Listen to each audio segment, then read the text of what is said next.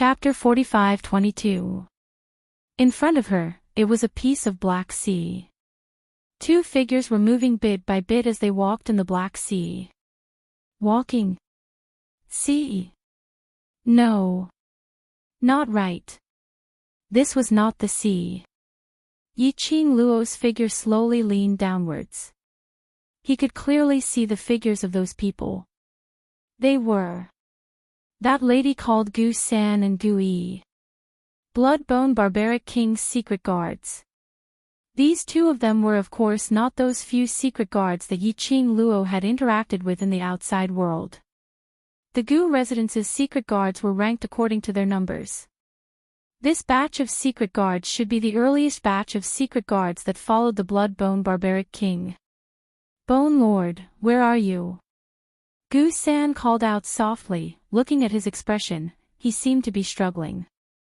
Yiqing Luo carefully avoided the two of them and landed at a position slightly behind the both of them. She could see clearly.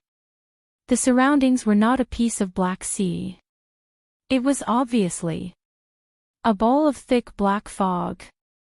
A piece of pitch black darkness. There was no place to hide.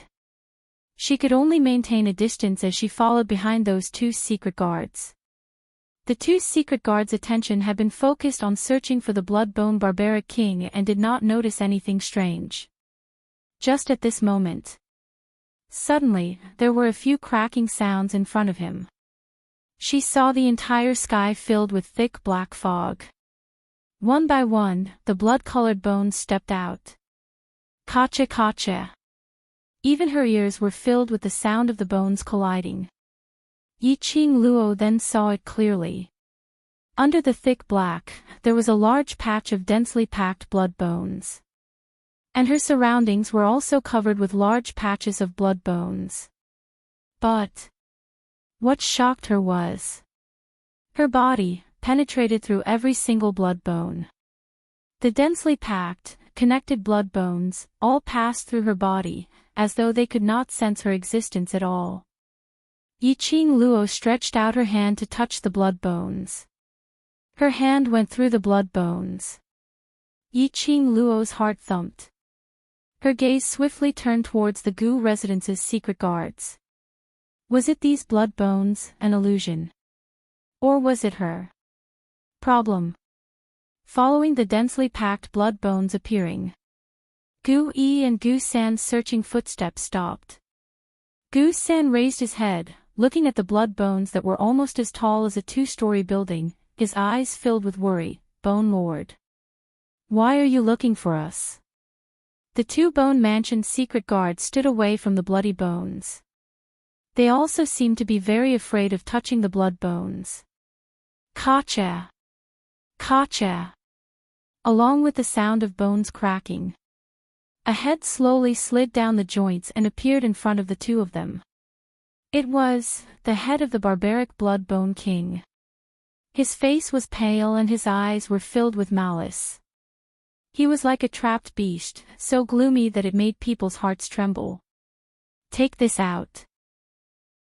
The Bloodbone Barbarian King's hoarse voice sounded.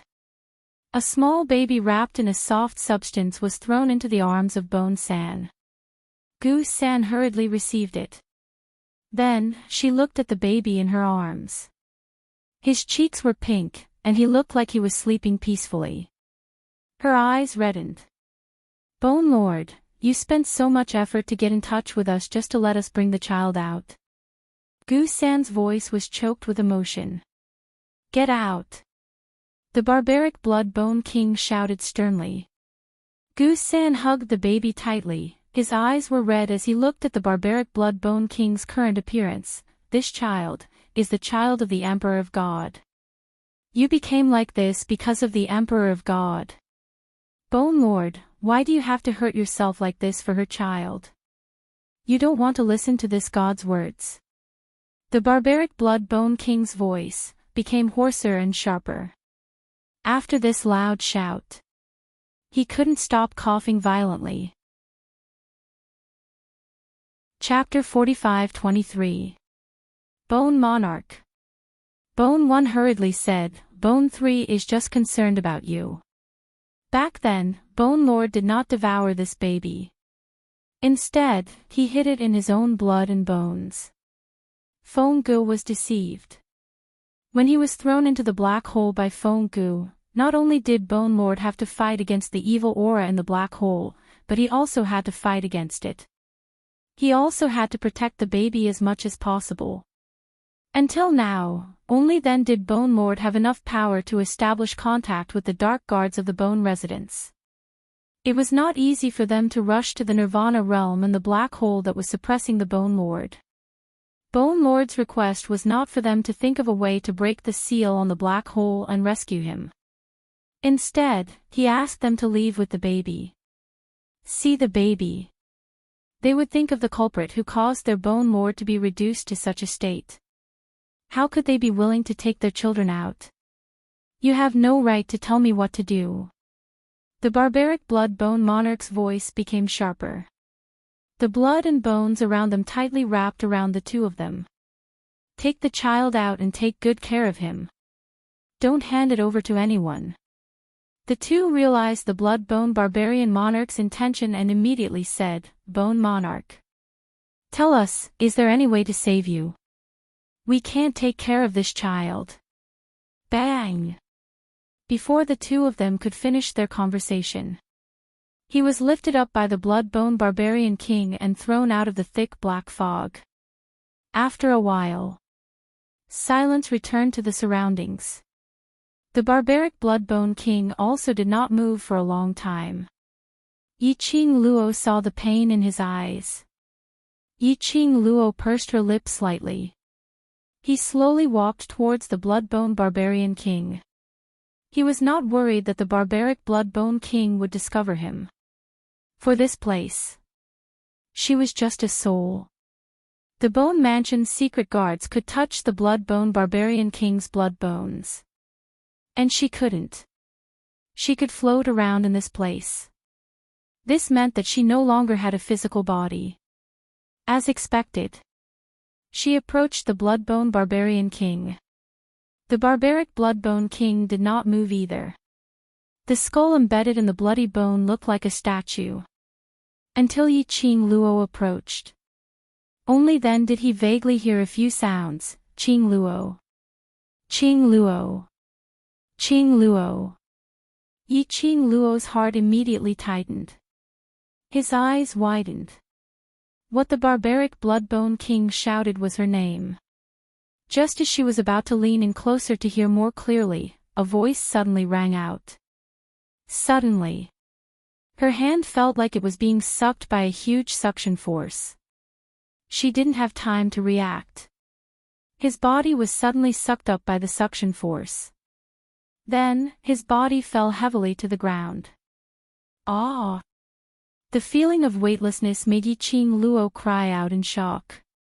Suddenly, he opened his eyes. What greeted his eyes was a patch of dazzling sunlight. It stung her eyes and hurt a little. She raised her hand to cover her eyes. A large palm covered her eyes. His slender fingers massaged her eyes with just the right amount of strength. The familiar scent of sandalwood seeped into his nose. Yi Qing Luo's hands grabbed that huge palm as she turned around abruptly. She saw the face that she longed for even in her dreams. Her face was reflected in his obsidian-like eyes. Yi Qing Luo's eyes widened. Ah! Ah Xian! The person in front of her was Dmo Xian. She raised her hand and pinched Dmo Xian's cheek, giving him a hard pinch. Are you real? Surely I'm not still in the memory space, right? Chapter 45-24. Dmo Xian laughed softly. His long slender hand held her little hand and clasped it in his palm. You're back. He held on to her hand and slowly placed it on his face. Finally back. He murmured softly as he slowly closed his eyes. Feeling her scent, her warmth. Men rarely showed such a harmless expression on her face. Yi Qing Luo's heart was in a mess. From the man's big palm helping her to rub her eyes. from his aura enveloping her body and mind. She was certain. This Dmo Xian. He was her Xian. She had returned to the real world. This was no longer the barbaric blood-bone king's memory. Yiqing Luo's eyes gazed deeply at the man's elegant face. His picturesque eyebrows revealed an obvious tired look. His thick eyelashes spread out, casting an arc, but it was unable to hide the purple under his eyes. How long had she stayed in the barbaric blood-bone king's memory? This man, how long had he been looking for her? Yiqing Luo's hand slowly covered his eyes. Xian, I'm sorry, I made you worried. I know nothing will happen. Dmo Xian closed her hand and placed it by his lips as he gently kissed it. I just miss.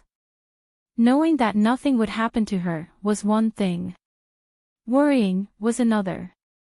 I miss too. Yiqing Luo's lips curled into a sweet smile as she generously sent her lips over and kissed him. Dmo Xian's arms wrapped around her petite body. Until the young lady gave a low laugh and that soft little tongue drilled into his mouth. His body shook.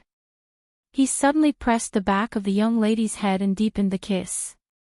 Their breaths intertwined. Like a life and death entanglement. They used their own way to declare their longing for each other. After some time, Dmo Xian then released the young lady and hugged her tightly in his arms. Yiqing Luo could clearly hear the man's strong and powerful heartbeat. Once. From her eardrums, it penetrated her heart. Yiqing Luo's brows curved as her little hand followed his waist and slowly slid down. I thought that you wouldn't be able to restrain yourself and continue to do some overboard things. Dmo Xian clasped her hand, his eyes filled with warning. Don't stir up the fire, if you continue. I don't care if I'm tired or not. Yiqing Luo hurriedly retracted her hand and pushed her little head against his chest. I'm tired, I'm so tired that I can't move, I can't take advantage of others' difficulties. Her hands were no longer messy. His little head began to rub against the fire. Dmo Xian looked at the furry little head in his arms as a helpless yet pampering smile flashed past his eyes. He held the girl's delicate body tightly and stopped her from teasing him any further. If you tease me again, I'll take it that you want it. Yiqing Luo giggled as she stuck her head out from his arms and circled her arms around his neck. All right, I won't tease you anymore. Isn't it so hard to see you? I'm happy. Dmo Xian bit her nose and his low and hoarse voice revealed a bewitching magnetism. Now let's play, tonight. Let's try. Yiqing Luo's cheeks blushed slightly. The two of them joked around for a while. The warm and sweet atmosphere made Yiqing Luo's exhausted heart finally find peace. She leaned into Dmo Xian's arms as she played with his slender fingers and asked casually, That's right. The one who entered the ancestral hall with me was that Palace Lord Ming from Secluded Palace. Have you seen him? Download address, phone reading. Chapter 45-25. Dmo Xian lowered his head and bit her earlobe. The strength between his lips and teeth was a little strong. Yiqing Luo felt itchy and painful, her body was still trembling slightly. Just asking a question and you need to be jealous. Please let me go. Please let me go, listening to the young girl's soft pleading. The man then let go of her earlobe. But, his thin lips were still attached to her ear. Between the rubbing of the lips, there was a scorching heat. He came out from the ancestral hall 2 days ago. Dmo Xian's voice sounded a little low, as if he was in a bad mood. He was also the one who told me that he had entered the blood-bone barbaric king's memory. Yiqing Luo blinked her eyes and clicked her tongue. Looks like, Baisu really hates me. Baisu? Dmo Xian frowned slightly. What has it got to do with Baisu? Yiqing Luo pounced on him and pressed him under her body. What exactly is the relationship between you and Baisu? Dmo Xian supported her and let her lie firmly in his arms. He looked down at her and asked, What did Baisu do? Answer my question first. Yiqing Luo climbed up his chest and both her hands pinched his face. After you answer my question, I will then know what kind of tone I should use to complain. Dmo Xian's pupils contracted slightly. He held Yiqing Luo's slender waist. In his heart, he had roughly guessed something. But, he still followed Yiqing Luo's words. To me, she is both a teacher and a friend. Since I have memories, she has been by my side, like an elder sister, teaching me a lot, how to survive in this world. Since you have memories. Yiqing Luo caught the main point. Amnesia. Not considered as amnesia. Dmo Xian shook his head, just can't remember, the things in the past. But, those to me, are not important. How can it not be important? Yiqing Luo sat up straight, her little butt sat on his stomach, both hands clutching his lapel. I said, I don't seem to have heard anything about family. You've actually forgotten about it. Don't you want to know, who is your father, don't want to find them and ask why they separated? The girl lowered her head and met his eyes. Her soft silky black hair cascaded down and landed on Dmo Xian's body and face. His hand gently rested on the young girl's slender waist as he gently curled his lips into a smile. With Lil Luo air by my side, it is enough. He did not have much need for his past memories. He thought about what had happened in the past. To him, it was not difficult at all. It was just that he didn't want to, and couldn't be bothered to think about it. In his memory, having Lil Luo air was his greatest happiness. The man's words instantly softened Yiqing Luo's heart. She pursed her lips and patted his chest weakly. You only know how to seduce me with words of love and move me. I can't beat you. Dmo Xian pinched her waist. Now can you tell me what happened between you and Baisu?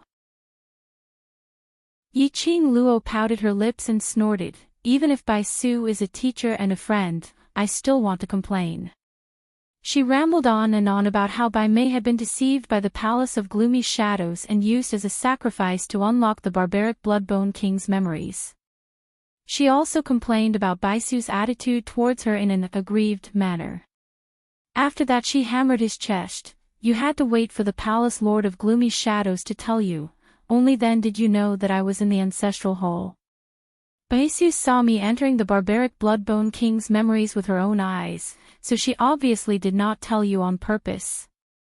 Download address, phone reading.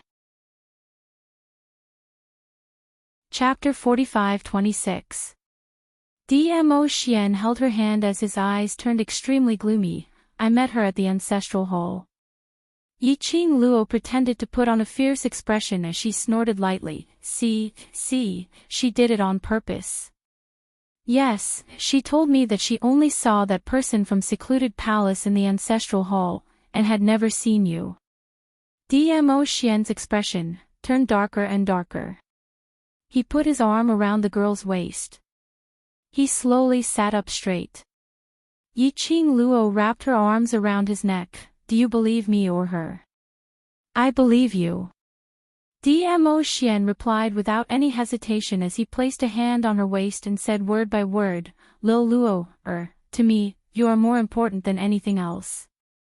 He slightly lowered his eyes, and a trace of coldness flashed across his eyes.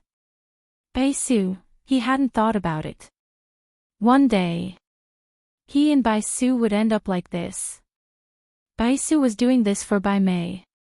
He hated his little Luo, even when he knew that Lil Luo, was in danger. She even hid everything from him. Yes, Baisu is too much. Yiqing Luo pinched his face, putting on a fiendish look, so. This can totally offset the fact that she thinks that I hate Bai Mei for not saving her. Dmo Xian was slightly stunned. Lil Luo, His hand, from her waist, held both of her hands. Yiqing Luo gave a snort as she maintained her fierce look. This time it has already been cancelled out.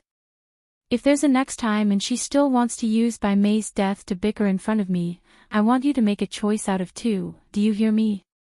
Dmo Xian's eyes turned cold when he mentioned Baisu. At this moment, it had transformed into a layer of warmth. His obsidian-like peach blossom eyes were exceptionally gentle. He raised his hand and stroked the young girl's hair, gently tucking it to her ear. Lil Luo air. His Lil Luo, really, made him unable to extricate himself from loving her. The so-called complaint. The so-called fierceness. They were just doing it on purpose to give Baisu a way out. Yiqing Luo had never really wanted Dmo Xian to stand up for her and do something to Baisu. She just used this way. She wanted to resolve the grudge between her and Baisu. If Baisu was still clear-headed, she would know what to choose. Yiqing Luo threw herself into his arms. All right, this matter, let's end it like this, but I've made it clear, there's no next time. Dmo Xian held her waist tightly. Outside the window, a ghost-like shadow floated lightly. Like a kite with a broken string, it swayed unsteadily, unable to find its way. The illusory shadow seemed like it was about to be blown away by the wind. All of a sudden, a slender figure appeared behind the shadow. That person sneered. His eyes under the black robe revealed a hint of coldness. Do you regret it? Do you regret getting yourself into such a situation? The shadow did not turn around. He just stood there quietly. He looked in the direction of the ancestral hall as his thoughts drifted. That person continued to sneer. She is such a person. To outsiders, she is cold and ruthless, decisive in killing. But once it involves the people she cares about, she is kinder than anyone else. You hurt her like this, but she still forgave you and even found an excuse to stop the overlord from taking action against you. You can say that she has put in a lot of effort. Shut up. That illusory shadow's delicate body swayed. She raised her head slightly, her face was cold. You palace of darkness. Don't think that I don't know that the direct cause of my sister's death is all because of you. End of this chapter. Chapter 45-27. That person looked at the shadow indifferently, his face filled with hatred. He scoffed lightly. You should be the clearest about why Bai Mei died. Yiqing Luo not saving her is within reason, so you have no right to blame her. Baisu stared unblinkingly at the palace lord of secluded darkness palace who was clad in a black robe and surrounded by black qi, as she suddenly sneered, Are you speaking up for Yiqing Luo? Do I need to speak up for her? The man sneered. You heard what she said to Dizun just now. You know what kind of person she is. Baisu pursed her lips tightly. Her smoke-like shadow was so dim that it almost melted into the air. After a long while, she then looked coldly at the palace master of Gloomy Palace and gritted her teeth. Don't let me run into you. Otherwise, I won't let a single one of you off.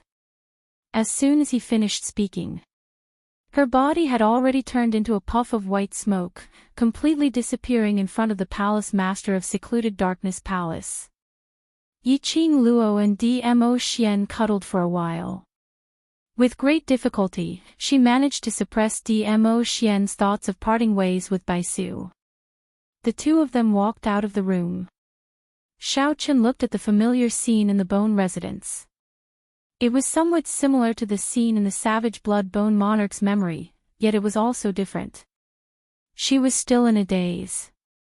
Until Dmo Xian wrapped his arms around her waist and asked her gently. Only then did she regain her senses. What are you thinking about? Dmo Xian asked as he pulled her towards the main hall. Yiqing Luo's eyelashes fluttered. I'm thinking about the Blood-Bone Barbaric King. I'm sleepy. Typing is a little slow. I have to repeat 500 words.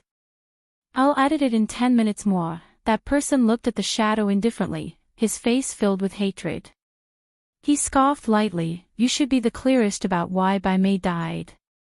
Yiqing Luo not saving her is within reason, so you have no right to blame her. Baisu stared unblinkingly at the palace lord of secluded darkness palace who was clad in a black robe and surrounded by black chi, as she suddenly sneered, "Are you speaking up for Yiqing Luo? Do I need to speak up for her?" The man sneered. "You heard what she said to Dizun just now. You know what kind of person she is." Baisu pursed her lips tightly. Her smoke-like shadow was so dim that it almost melted into the air. After a long while, she then looked coldly at the palace master of Gloomy Palace and gritted her teeth. "Don't let me run into you. Otherwise, I won't let a single one of you off."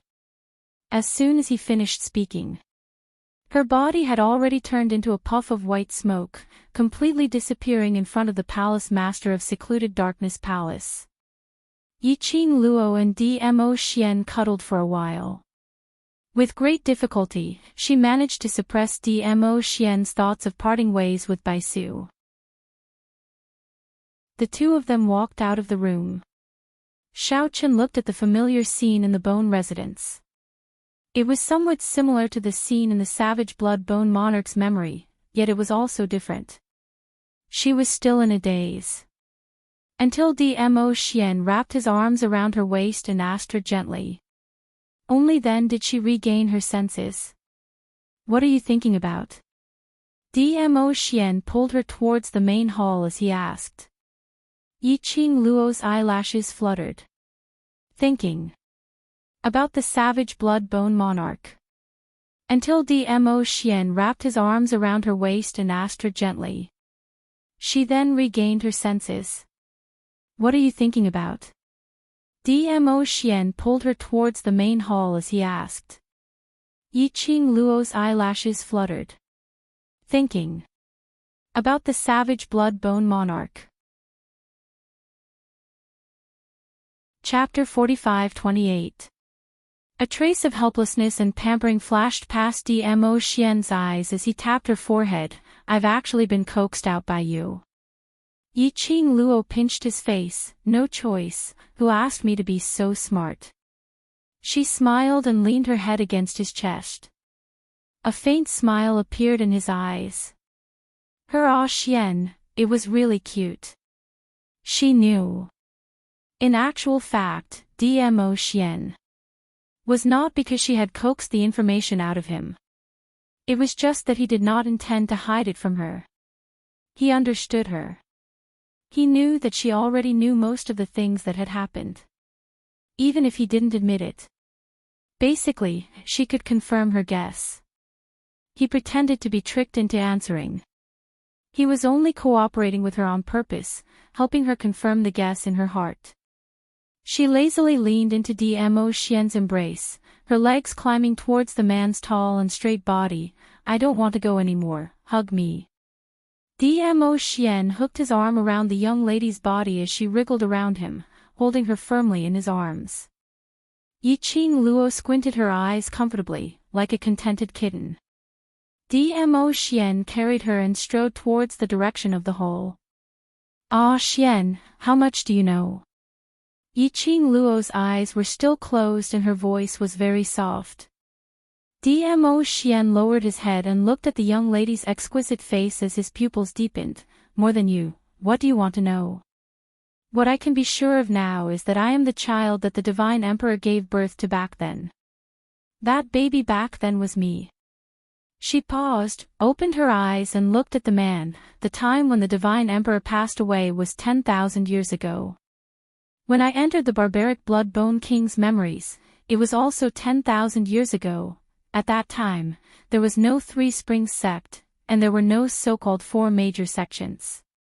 Then, why would I appear in the Three Springs sect 10,000 years later? It didn't make sense at all. After she inherited this body, it had also fused with all the memories. She knew it clearly. He had grown up in the Three Springs sect. She couldn't understand the problem of time. In particular, the events of the past were obviously very complicated. It was only through the memories of the barbaric Blood Bone King. She still couldn't figure out the real reason behind it. "I don't know the answer to your question," Dmo Xian sighed softly. Initially, after confirming your relationship with the Divine Emperor, I had also guessed this reason. I think that since you haven't seen the real reason in the barbaric Blood Bone King's memory space, it means that the barbaric Blood Bone King himself doesn't know. Yiqing Luo nodded her head. The Blood Bone Barbarian King was sealed in the black hole of the Nirvana realm by Feng Gu. It was also the place where the Blood Bone Barbarian King later built the Linglong Palace. The child was also handed over to the hidden guard of the Bone Residence. What happened after that? He really didn't know. After knowing your biological mother's identity, you still want to look for her. Dmo Xian's deep eyes faintly rippled with a faint light. Yiqing Luo's hand caressed his cheek. Don't you want me to investigate my own background? Dmo Xian paused for a moment and shook his head. It's not that I don't want to, I'm worried. The Divine Emperor's Emperor. The God Realm's Emperor, such a high and mighty position indeed makes one worry. Yiqing Luo's lips curled into a faint smile, but her words were filled with laziness. She slightly straightened her body in Dmo Xian's arms and used both her hands to hold his face. But you are also very clear that even if I don't want to investigate, there will always be someone who will find me. Dmo Xian's eyes faintly surfaced a layer of extremely faint danger. Hurry up and read the latest updates. Chapter 45-29. Yiqing Luo's slender jade-like hand gently covered his eyes. Even if you're around, those people who are eyeing me covetously, are still eyeing me covetously. Dmo Xian grasped her wrist.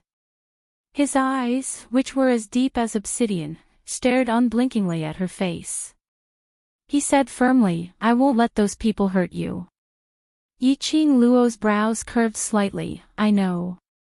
She looped her arms around Dmo Xian's neck once again and buried her entire body into the crook of his neck.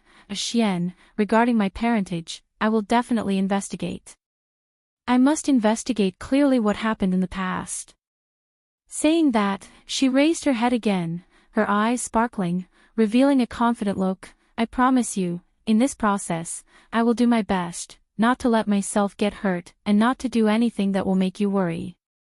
Perhaps it was the young lady's gaze, was too sincere. Or perhaps it was the young lady's words, was too firm. Dmo Xian looked at the young lady in front of him, his stern expression, finally, slowly softened. He sighed, the gaze which looked at Yiqing Luo, became increasingly tender and affectionate.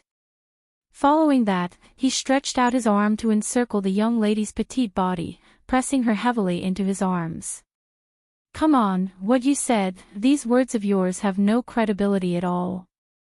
Dmo Xian turned his head, his dark red thin lips, reflected a kiss on the young lady's delicate skin. You're always accompanied by danger, and uncertain factors, to say that you don't cause trouble, it's impossible. The warm breath, the man's gentle magnetic, mellow voice, mellow like fine wine. It made Yiqing Luo's heart, melted by half. I know you've been unwilling to say, because my ability is not enough to know all these, even if I know, it's something that I can't do anything about. The smile on the corners of her lips deepened. Narrow long eyes deeply gazed at Dmo Xian's face. But now, Xian, I am very clear what I'm doing. I know myself, because of this decision, what kind of situation will I face. I want to take a gamble, I want to bet on myself, I can. The young lady sentence after sentence, sonorous and forceful words. One had no choice but to believe in her determination. Dmo Xian's hand suddenly exerted force. The girl's delicate body was lifted up by his hands. He opened his mouth and bit down on the girl's pink lips. I will never refute your decision. As their lips and teeth intertwined, the man's low and hoarse voice came, no matter what you want to do, I will accompany you. The man's rich sandalwood scent invaded her body and mind. The girl's eyes curved into crescents as she smiled. Until the man let go of her. Only then did she say with a smile, I know. It's because I have a strong backing like you that I can move forward fearlessly. You are my greatest motivation. Dmo Xian tightened his grip. His forehead pressed against hers. The tips of their noses were touching. Their breaths were tangled together. As he listened to the girl's gentle words, the lines on his face became increasingly gentle. It's my honor to be able to support you. When the two of them arrived at the hall, it was already half an hour later. In the hall, there was a large circle of people.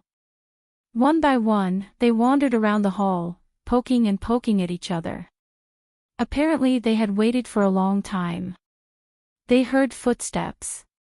Everyone looked over at the same time. They saw the two of them who looked like conjoined twins. Yan Xiaoyi raised her hand and covered her eyes. Let us off, the moment we're conjoined, you're already showing off your affection. Chapter 45-30. Yiqing Luo nestled in Dmo Xian's arms as she lazily tilted her head and looked at Yan Xiaoyi. At this moment, shouldn't you be expressing concern for me? Yan Xiaoyi took a look at Dmo Xian who was walking over slowly. There was not the slightest trace of emotion on the man's cold face. She shrunk her neck and replied softly, I can tell that you're fine just by looking at the overlord. What are you worried about? If Yiqing Luo's body had any discomfort, how could Dmo Xian be as calm as he was now? Dmo Xian carried Yiqing Luo onto a chair and sat beside her. Soon after, Guyun served up a filling meal.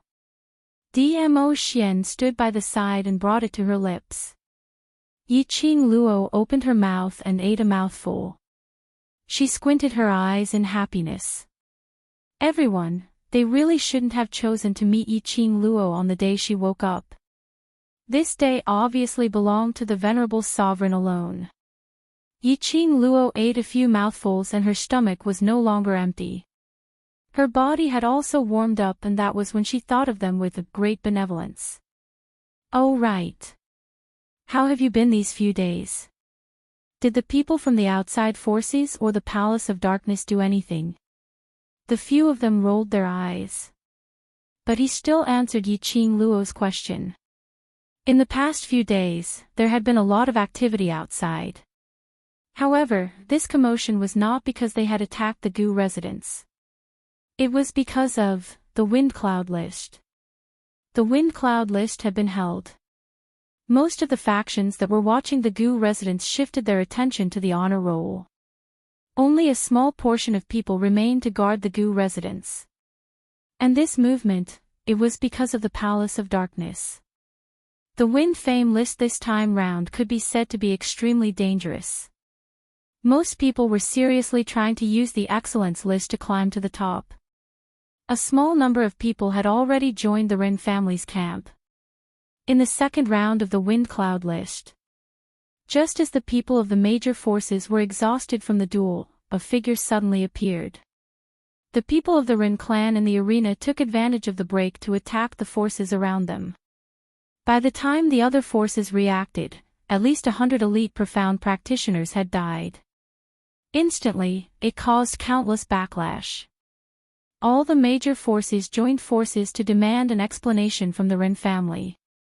The horses of the Ren family descended from the sky. They started killing right away. Then, the wind cloud list had become a slaughterhouse. Only those who submitted to the Ren family could survive. After such a big thing happened, everyone knew that there was a venerable emperor overseeing the Bone Mansion. Naturally, not many people continued to stare. After listening to their conversation, Yiqing Luo raised her brows in astonishment. Ren Jianying is so impatient. They're fighting in the second round. Maybe he's worried about you. Gu Zixi began to analyze the situation. Ren Jianying could have easily obtained the inheritance rights of the Ren family from second young Master Ren's hands. Moreover, she could have done so in a dignified manner that no one could find any fault with her. However, Because second young Master Rin chose you as his backing and Rin Jianying was afraid of you, she didn't dare to make a move against him, so, that's true, after all she's a lady and if she wants to inherit the Rin family legitimately, even if it's coercion and bribery, there would still be people who are not convinced. Yiqing Luo lazily took another mouthful of the thing that Dmo Xian had sent to her lips. After swallowing, he continued, then, according to the current situation, Ren Jianying has already controlled most of the forces in the heaven realm. Yes. Tong Ziqing fished out a piece of map from her bosom and threw it to Yiqing Luo. This is the distribution of forces that the group leader had secretly observed the current situation in the heaven realm. You can take a look. Chapter 45-31. Yiqing Luo took the map. Spread out on the table in front of him. The map above was very detailed. Every single faction was clearly marked. He also marked the forces that had submitted to the Ren family. Yiqing Luo leaned into Dmo Xian's arms and looked through the entire map before putting it down. In that case, Ren Jianying has already cooperated with the royal family and both of them are preparing to split the heaven realm's territory equally. Tong Ziqing shook her head. I can't tell what Ren Jianying's real motive is based on the current information. Yiqing Luo pointed to a direction on the map. Ren Jianying's ambition is not just to divide the world equally. What she wants should be the control of the entire heaven realm. She is planning to wait for the heaven realm to completely stabilize, and then counterattack the imperial family. Hearing this, Gu Zixi expression was somewhat complicated. Yiqing Luo nodded her head. On one hand, she's working with the royal family, on the other hand, she's working with the Palace of Gloomy Darkness, so naturally she wouldn't easily give up half of the country to the royal family. She paused and said, the royal family has the same idea as Ren Jianying. On the surface, they maintained a cooperative relationship. Behind the scenes, they were contending against each other. He was waiting. Let's see who takes the wrong step first. Once he took the wrong path, it would be a complete loss. Gu Zixi pursed her lips and looked at Huangfu Xing worriedly. The heaven realm is now divided into two factions. What will happen to the four great families? The only way for the four heavenly families is to band together. Yiqing Luo took a look at Huangfu Xing and then looked at Xiao Jin. They will form a group and then split the world with the other two families. But looking at the relationship between the four great heavenly realms, I'm afraid it will be hard to form a group. After all, the four heavenly families had always been in a state of smiling on the surface but cursing in their hearts. Let them stick together. Therefore, they needed a leader. All the aristocratic families felt that the leader should be one of them. Therefore, it was impossible for them to live in peace. After Yiqing Luo finished her words, she looked at Xiao Jin and Huangfu Xing slightly changed expressions and her lips curled as she continued, but based on Huangfu family's current situation, there's a high possibility that they will choose to rely on the Ren family or the royal family. She paused. As for old man Huangfu, if he's willing, he can first hide in the Gu residence. On the surface, Huangfu Xing and Xiao Jin didn't seem to care about the Huangfu clan. However, deep in their hearts, they didn't want the Huangfu clan to be destroyed just like that. What they hated the most was the current clan head of the Huangfu clan and his people. Not the Huangfu clan. Yiqing Luo folded the map once again and immediately stood up. She walked towards Tong Ziqing and returned the map to her. No matter what happens to the Huangfu family in the future, as long as your Huangfu bloodline still exists, it's not impossible to rebuild the Huangfu family. Huangfu Xing and Xiao Jin's pupils instantly constricted. Their faces were filled with complicated emotions. After the Rin family stabilizes the current situation, the next one will be our Gu mansion. So, let's make the best use of our time and rest well. Yiqing Luo returned to Dmo Xian's side and stretched out her hand. I suddenly recalled that there's an extremely important matter waiting for me to settle. Dmo Xian held her hand and stood up. His hands naturally circled around her slender waist. They were still a little confused. Yiqing Luo had already pulled Dmo Xian out of the main hole. Looking at Yiqing Luo's figure completely disappearing before their eyes. Gu Zixi sighed as she half-squatted in front of Huangfu Xing and held his hands. What all Luo said is right.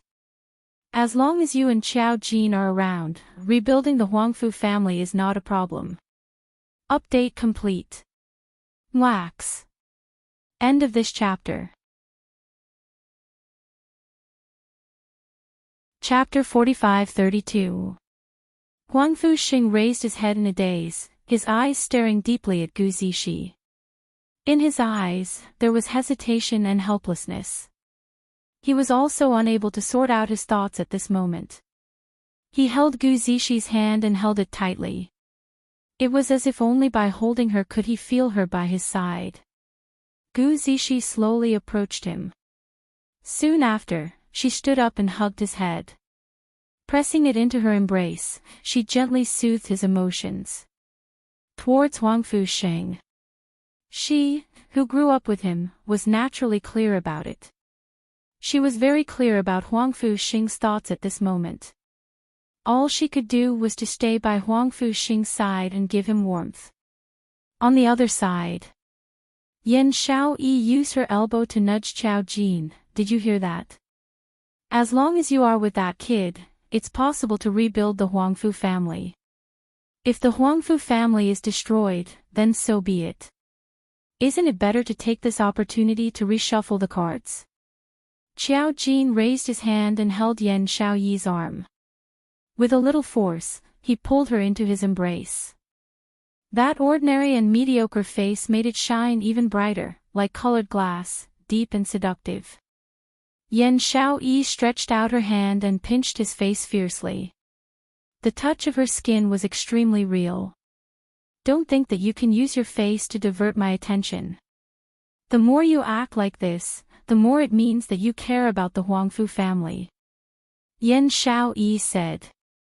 Qiao Jin hooked his arm around the woman's neck and bent down to bite her lips. That pair of glazed black eyes shone with an even more enchanting luster, glistening brightly. I have left the Huangfu family since I was young. What happens to the Huangfu family is not important to me. He replied in a low voice, without much emotion. Yan Xiaoyi laughed coldly. I know better than anyone what you are thinking in your heart. She pinched Qiao Jin's face harshly. Only when a red mark appeared on Qiao Jin's face did she let go. Her fingertips lightly touched the red mark on Qiao Jin's face, and she curled her lips with a cold smile. This face of yours is really realistic. Qiao Jin's large palm covered Yan Xiaoyi's hand, completely enveloping her small hand in his palm. He pulled her into his arms and hugged her tightly. He didn't want the person in his arms to see his current expression. Yan Xiaoyi buried herself in his embrace and wrapped her arms around his waist. She softened her tone. You know very well that the Huangfu clan has lost its purpose of existence and has become a capital to show off. Didn't Qing Luo say it already? As long as old Master Huangfu is willing, he can stay in the Gu residence, and after the matter has ended, we will reform the Huangfu family, a new Huangfu family that belongs to us. Qiao Jin did not speak again. But his hands were wrapped around Yan Xiaoyi's. He exerted more strength and pressed her tightly in his arms. After Yiqing Luo pulled Dmo Xian out of the main hall, she rushed towards another courtyard. Dmo Xian pulled her. Are you going to look for Renjianming? I promised him that I would help him save someone. Yiqing Luo slapped her forehead. It was in order to save that person that I went to the Gu Residence's warehouse and discovered the secret in the ancestral hall. She had been unconscious for a few days in the barbaric Blood-Bone King's memory space. Renjianming would probably go crazy from anxiety, right? Dmo Xian replied, on the second day after you went missing, he left. Yiqing Luo. Ah. Left? He dragged a crippled body and left the Gu residence. Did he want to be captured back by Renjianming, to present his head to her? Or did he want Gong Xia Zhu to capture him back to be the prince consort? End of this chapter. Chapter 45-33. As though he had seen through Yiqing Luo's thoughts. Dmo Xian's slender fingers poked her head. I know, I will definitely do what I promised others. Yiqing Luo's eyes lit up. She grabbed his big palm with both hands. A pair of long and narrow eyes blinked. His face was filled with obvious joy. You helped him. Looking at the expression on the young lady's face, Dmo Xian raised his brows. He did not speak. He touched his thin lips with his hand. The way his fingers caressed his thin lips. He was so handsome that people couldn't close their legs. Yiqing Luo decisively hooked her arms around the man's neck and pressed her pink lips against his, planting a kiss on his lips. Then, she gazed deeply at him with her big, wet eyes. After being kissed by the girl, the man was satisfied. Xiao Jiu will follow him, he will be fine. Yiqing Luo bounced and jumped into the man's arms. Her four limbs were all wrapped around Dmo Xian. She hung all her weight on the man's body. Ah, Xian treats me the best. I like Ah Xian the most. The young lady's sweet words were like a ray of sunshine, seeping into Dmo Xian's heart. That pair of bright and mischievous eyes shone into the depths of his eyes at close range. Her heart was filled with tenderness. Everything he did was to make little Luo happy. Lil Luo, was happy. He was satisfied. Let's go, let's hurry and settle Ren Jianming's matter, then. We'll go find trouble with the Ren family. Yiqing Luo climbed down from his body. Dmo Xian rubbed her little head. Then, he summoned Little Nine. Little Nine brought the two people in the direction that Ren Jianming was currently at. Even with Little Nine's speed, he had still rushed for at least half an hour in midair. It looked even more remote and gloomy, like a patch of green plants that grew naturally and one couldn't tell what it was. No matter how one looked at it, it was extremely strange. Yiqing Luo looked at the environment below as she ridiculed in her heart, can't that fellow Ren Jianming just stay in the Gu residence properly? He has only been missing for a few days. Is there a need to be so anxious? One person, without any profound energy. And he even ran into such a deep mountain forest. Wasn't he afraid that a magical beast would suddenly appear and swallow him? This should be the place where the person he wanted to save is at. Dmo Xian's head rested lightly on Yiqing Luo's shoulder as he spoke in a low voice. He closed his eyes. His peerless face was like a painting. When he opened his mouth, his warm breath was still beside her ear. For Ren Jianming, the disappearance is equivalent to the destruction of his hope. Perhaps he thought that his disappearance meant that he refused to save that person. That's why he came here alone. Yiqing Luo. He's an idiot, right? This was a statement, not a question. Ren Jianming might really be a fool. Haunted her for so long. He didn't even want face anymore. After much effort, she finally agreed. Did he just give up?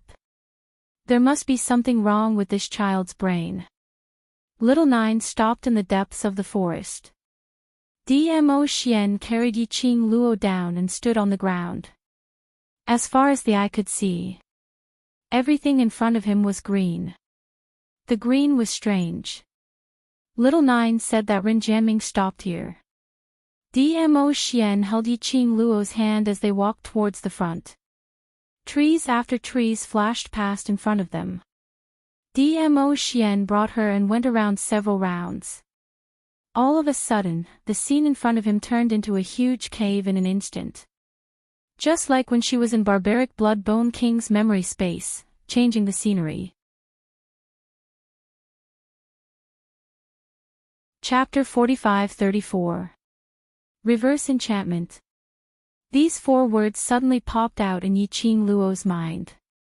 She had only seen this enchantment once in Nirvana Realm, at the base camp of the Dark Forces. Old Man Song had explained about the reverse enchantment at that time. It was probably equivalent to, the reverse enchantment would hide the place or thing that it really wanted to hide. And for those who didn't know how to break the array, when they entered the reverse enchantment, they would only see the scene displayed by the reverse enchantment. Earlier, a large patch of lush forest or whatever, were all an illusion created by the reverse enchantment. In the enchantment, the place where she was standing, was actually this huge cave. How did you know how to break this reverse enchantment? Yiqing Luo's hands hugged Dmo Xian's arm, her eyes filled with worship. Looking at the young lady's mischievous look. The lines on the man's face softened a little, as his eyes oozed out traces of pampering. Since you were trapped in the enchantment, I was helpless. I researched on various ways to break the enchantment. Yiqing Luo's eyelashes fluttered slightly. Her charming eyes reflected the man's peerless looks. Her eyes were covered with a layer of warmth.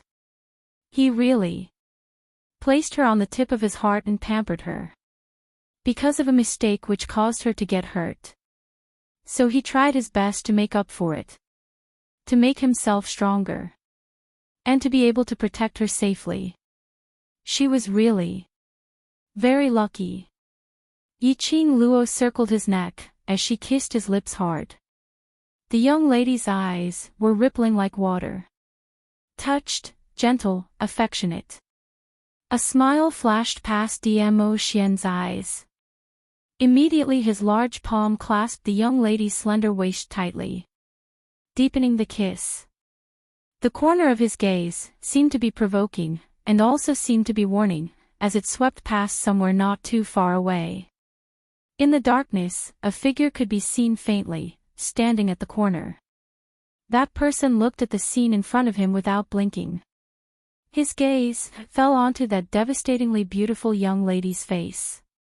Looking at the young lady's blissful smile. Looking at the young lady's gentle and affectionate gaze. His heart felt as though it was being strangled, as though it was about to suffocate. The words that were in his mouth were swallowed back. Until the man's corner of his gaze swept over. That made his body suddenly stiffened. He quickly turned around and left that angle, as though he was fleeing for his life. It was just like the deepest secret in his heart seemed to have been discovered. That kind of panic. What's that sound? Yiqing Luo's ears twitched as a small head popped out from the man's body and looked around. Just now, he seemed to have heard light footsteps. Dmo Xian naturally held Yiqing Luo's hand as he walked towards the direction where that person had left, probably Renjiaming. Let's go take a look. Yiqing Luo responded with a and followed behind Dmo Xian. After walking for a while, Yiqing Luo indeed heard clearer footsteps. In the dark cave, there was a flickering light ahead. A tall figure stood out amidst the light. It seemed to have heard their footsteps. The figure walked even faster. Yiqing Luo looked for a while and barely recognized the other party, Renjiaming. That person's footsteps paused, then he suddenly sped up and strode forward. It was that meal. Yiqing Luo was almost certain that the person in front was Renjiaming. That child. Was it because she wasn't punctual and threw a tantrum? Yiqing Luo turned her head to look at Dmo Xian as she said, I'll go catch that devilish brat. What's the meaning of running away the moment he sees me? Saying that, she rolled up her sleeves and chased after that person. Hurry up and read the latest updates. Chapter 45-35. Before Dmo Xian could even open his mouth, the girl had already rushed over. He shook his head helplessly and dotingly. Naughty brat, he was a child. He didn't know how he was able to say the words naughty brat so calmly. The person in front was running a little slowly.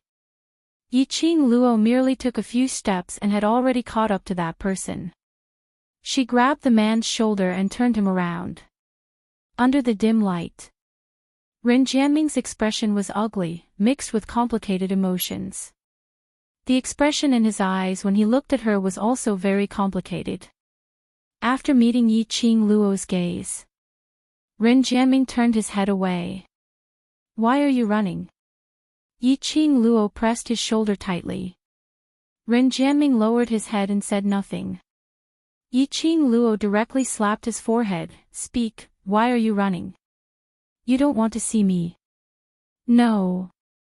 Ren Jianming opened his mouth, his voice a little hoarse. Yi Qing Luo snorted coldly. No, then why did you run away when you saw me? Ren Jianming stammered, unable to utter a single word. Especially when he saw the man walking out from the darkness behind the young girl, his face turned even paler. The man was noble and elegant as he slowly walked over. It was as if a king had descended. It caused people to unconsciously submit to him. He lowered his head again and did not speak again. Yi Qing Luo followed Ren Jianming's gaze and looked behind. After seeing that it was Dmo Xian. Then, he turned his head and looked at Ren Jianming. Didn't you just agree to help? Did you have to run away when you saw me? Her gaze went past Ren Jianming and swept behind him, where the light came from. At that time, I didn't set a time with him, so I didn't know about that person's situation. Don't tell me that I'm late by just a few days, but I'm already too late. No. Ren Jianming immediately said, I don't blame, you didn't blame me for running away so quickly when you saw me. Yi Qing Luo pushed him away and walked towards the light. Is the person you want to save inside? Ren Jianming leaned to the side. His gaze landed on Dmo Xian again. His pupils constricted. Then, she looked away in a panic. He speedily caught up with Yi Qing Luo's footsteps as his heart trembled in fear. He saw the intimate scene between Yi Qing Luo and Dmo Xian. His heart would ache. Actually, he had discovered his feelings towards Yi Qing Luo a long time ago. It was just very clear. He was unable to stand by Yi Qing Luo's side. The person standing beside her should be someone even more powerful. Therefore, he had been suppressing his feelings. However, the look in Di Zun's eyes just now had obviously seen through all his thoughts. The overlord knew about his feelings for Yi Qing Luo. Ren Jianming tried hard to calm himself down, putting himself in the position of needing Yi Qing Luo's help to save someone. He knew it was impossible for him to compete with Venerable Sovereign. He had never thought of standing by Yi Qing Luo's side. Yi Qing Luo continued forward. He walked closer to the light. Then, he saw a luminous pearl flickering in and out of existence. After the luminous pearl, it was an ice bed that looked like an ice sculpture. No, it wasn't Wanru. It was because the bed was made of ice. It was also emitting a thin white cold current. On top of that ice bed, an old man with a white beard laid there with his eyes closed, not moving at all. Not knowing why, she felt that the old man's figure was a little familiar. Yi Qing Luo frowned slightly as she walked towards the ice bed. That person's face on the ice bed was clearly reflected in her eyes. Her pupils suddenly expanded. A disbelieving expression flashed past her eyes. Chapter 45-36. The person on the ice bed had a white beard and white hair. He was dressed in a white robe. Even if Yi Qing Luo closed her eyes, she would still be able to recognize that face. Old Man Song. The person lying on the ice bed was Old Man Song. Dmo Xian also walked up, and when he saw the person on the ice bed, he was slightly stunned. He looked at the girl beside him, who was obviously stunned. He stretched out his arms and pulled her into his embrace. You didn't see wrongly, it's him. Dmo Xian's lips curled up slightly as he replied gently. Yiqing Luo suddenly regained her senses as she hurriedly walked towards the ice bed and squatted down beside it. Ren Jianming walked over from behind, looking at Yiqing Luo's expression. And Dmo Xian, who was standing by the side. Sensing that something was amiss, he asked, "Do you know him?" Yiqing Luo wanted to stretch out her hand and touch the old man's hand. But he paused midway. Her breathing was a little erratic. She slowly raised her head and pursed her lips as she looked at Ren Jianming. "Why is he lying here?" Was the person on the ice bed Old Man Song's body? The person Ren Jianming asked her to save was Old Man Song. Ren Jianming looked deeply at the old man on the ice bed. "He wanted to protect me, so Ren Jianming, protection." Ren Jianming.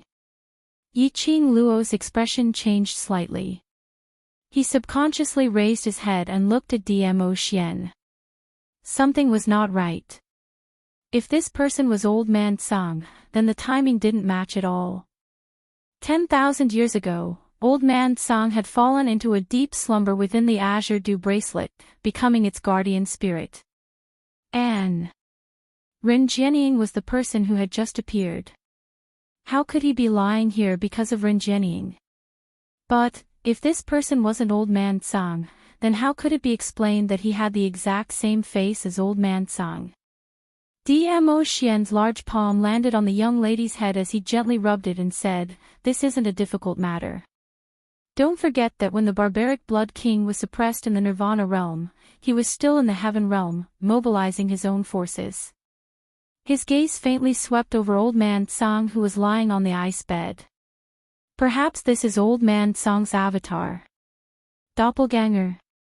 Yiqing Luo was stunned. "You can play this way. Then, why has Old Man Song never mentioned it to me?" Dmo Xian pondered for a moment, because he himself might not even know. Yiqing Luo pursed her lips tightly. She lowered her eyes and looked at the Azure Dew Bracelet on her wrist. Her slender, jade-like fingers lightly stroked it. "I previously promised Old Man Song that I will help him find his own body, and let him become a new person." Yiqing Luo's charming eyes flashed a faint radiance. Her gaze again fell on the person on the ice bed. "He. If it's Old Man Song, can I?" "Yes." Dmo Xian's hands wrapped tightly around her slender waist. "He is Old Man Song. If he is able to fuse Old Man Song's spiritual body into his body, he will become a real person." Wait, what are you guys talking about?" Ren Jianming was confused as he listened to their conversation. He took a look at Old Man Song and looked at Yiqing Luo. "What do you want to merge with him?" "What do you mean?" "Miss Gu, aren't you here to save him?" Ren Jianming panicked a little. Yiqing Luo didn't say a word. Finding Old Man Song's body wasn't as happy as she expected. On the contrary, there was a heavy feeling. She knew the reason why Ren Jianming was panicking. It was the same thing that she was worried about. Because she couldn't be sure whether this Old Man Song in front of her was related to Ren Jianming or the Old Man Song that belonged to her. The Karsic Old Man Mo was always looking for the right time to write. "I tried my best to annoy you. I'll continue to work hard, sob sob sob." End of this chapter. Chapter 45-37. For Ren Jianming. Old Man Song was a benefactor to him. It was another kind of existence. It had nothing to do with her Azure Dew Bracelet, therefore, if his body and soul were to fuse together, he would not be able to do so. Would the person after the fusion still be Old Man Song? Split body, no matter how it split, it's still the same person. Dmo Xian seemed to have seen through Yiqing Luo's thoughts. He explained in a gentle voice, "Actually, when I first saw Old Man Song, I felt that his soul wasn't complete. However, Old Man Song's consciousness and mind were very clear, so I didn't think too much about it. Based on the current situation, the Old Man Song in the heaven realm should be a wisp of Old Man Song's spiritual consciousness. The majority of Old Man Song's soul is condensed within the Azure Dew bracelet. Perhaps because of the Azure Dew bracelet, it helped Old Man Song consolidate his own consciousness, allowing him to retain a healthy self-awareness even after losing a wisp of spiritual consciousness. When Yiqing Luo heard Dmo Xian's words, her eyes sunk slightly. Dmo Xian's words were actually very simple. Whether it was Old Man Song in the Azure Dew bracelet or him on the ice bed, they were all Old Man Song. One was the soul. One is the body. As for why Old Man Song's body could move freely in the heavenly realm, it was because there was a strand of Old Man Song's spiritual consciousness left in this body. But, why did that wisp of spiritual awareness appear in the heaven realm, and the reason why it was related to the Ren family, perhaps only Old Man Song himself knew. So, can he be saved? Yiqing Luo asked. If so, yes. Dmo Xian's deep eyes gazed deeply at her face as his thin lips curled into an extremely shallow arc, and only then can his soul return back into his body. He paused. He glanced in Ren Jianming's direction. Ren Jianming did the right thing. He knew to ask for help. Ren Jianming felt goosebumps all over his body from this sudden look. A chill ran down his spine. He clenched his fingers tightly, suppressing the frightening chill. He took a deep breath and said, "What are the two of you talking about? What exactly is your relationship with him?" Yiqing Luo looked at Ren Jianming. What did Ren Jianming do to him? Yiqing Luo's tone was slightly awe-inspiring. He was sure that this old man was Old Man Song. Yiqing Luo naturally wouldn't ignore it. And she was a very protective person. He had to avenge Old Man Song. Ren Jianming looked at her serious expression and answered subconsciously, "Elder Song is an elder of our Ren family." Elder Song saw through eldest sister's ambition and wanted to stop it, which caused eldest sister to retaliate. At that time, I didn't believe that big sister would do something so heartless and extreme just for the sake of the Ren family. But once, when I came out of Elder Song's mountain, I was chased. Elder Song arrived in time to save me. At that time, Elder Song was trying to block the arrow that was shot from afar for me. He fell down and hasn't woken up even now. Ren Jianming's emotions fluctuated as he recalled this memory. His fingers were tightly clenched, as if he was suppressing some sort of emotion. Then, he shut his eyes tightly. That arrow belongs to the Ren family. At that time, I didn't understand. Now I understand. Everything at that time was Big Sister's plan. She was afraid of Elder Song's ability, afraid that Elder Song's status would affect her to control the Ren family. So she intentionally tried to kill me in Elder Song's territory. Chapter 45-38. Ren Jianming gritted his teeth. His eyes were dark and hazy. He knows that as an elder of the Ren family, Elder Song will definitely not stand idly by. She used me to lure Elder Song out, and then used me to make Elder Song lie here, unable to wake up. So, right from the start, Ren Jianming's target was Elder Song. Or rather, even if he didn't scheme against Elder Song, he could also take the opportunity to create trouble for Ren Jianming. Or rather, he had inadvertently destroyed Ren Jianming. It was enough to make him lose the right to be the successor of the Ren family. No matter what the reason was. As long as one of the two was achieved. To Ren Jianming, it was all good and no harm. Because Ren Jianming schemed against him, so you think he has a way to deal with Ren Jianming? Yiqing Luo asked. Ren Jianming took a deep look at the ice bed. Yes. Elder Song will definitely be able to deal with Ren Jianming. He is an elder of the Ren family. At this point, his voice suddenly became softer. Most importantly, I don't want anything to happen to Elder Song. I want him to recover. Elder Tsang was tricked because of him. And he was lying in this place. How could he not feel guilty? However, because of Rin Jianying. However, he didn't dare to openly look for capable people to save Elder Tsang. He could only maintain his image as a hedonistic young master on the surface while secretly searching for a way to save Elder Tsang. Until he met Yiqing Luo. Yiqing Luo muttered to herself for a moment and replied calmly, I will save him.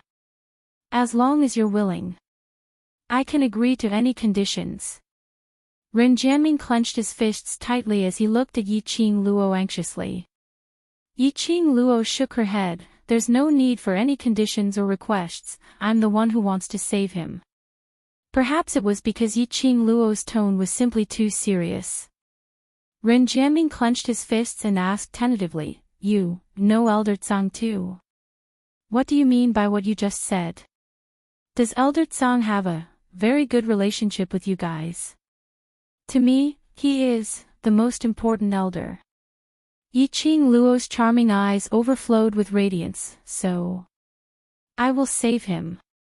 Ren Jianming wanted to ask something, but he closed his mouth in the end. No matter what the relationship between Yiqing Luo and Old Tsang was.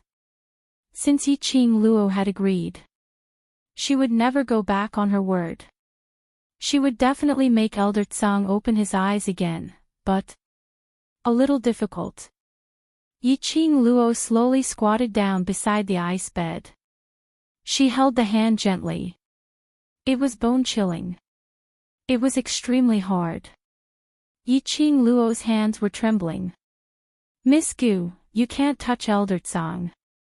Ren Jianming saw Yiqing Luo's action and was so shocked that his eyes deepened. This is the 1,000-year frost. Old Tsang is protected by the cold air of the 1,000-year frost. This cold air will hurt you. It doesn't matter. The emotions in Yiqing Luo's eyes fluctuated strangely. Her heart was beating wildly.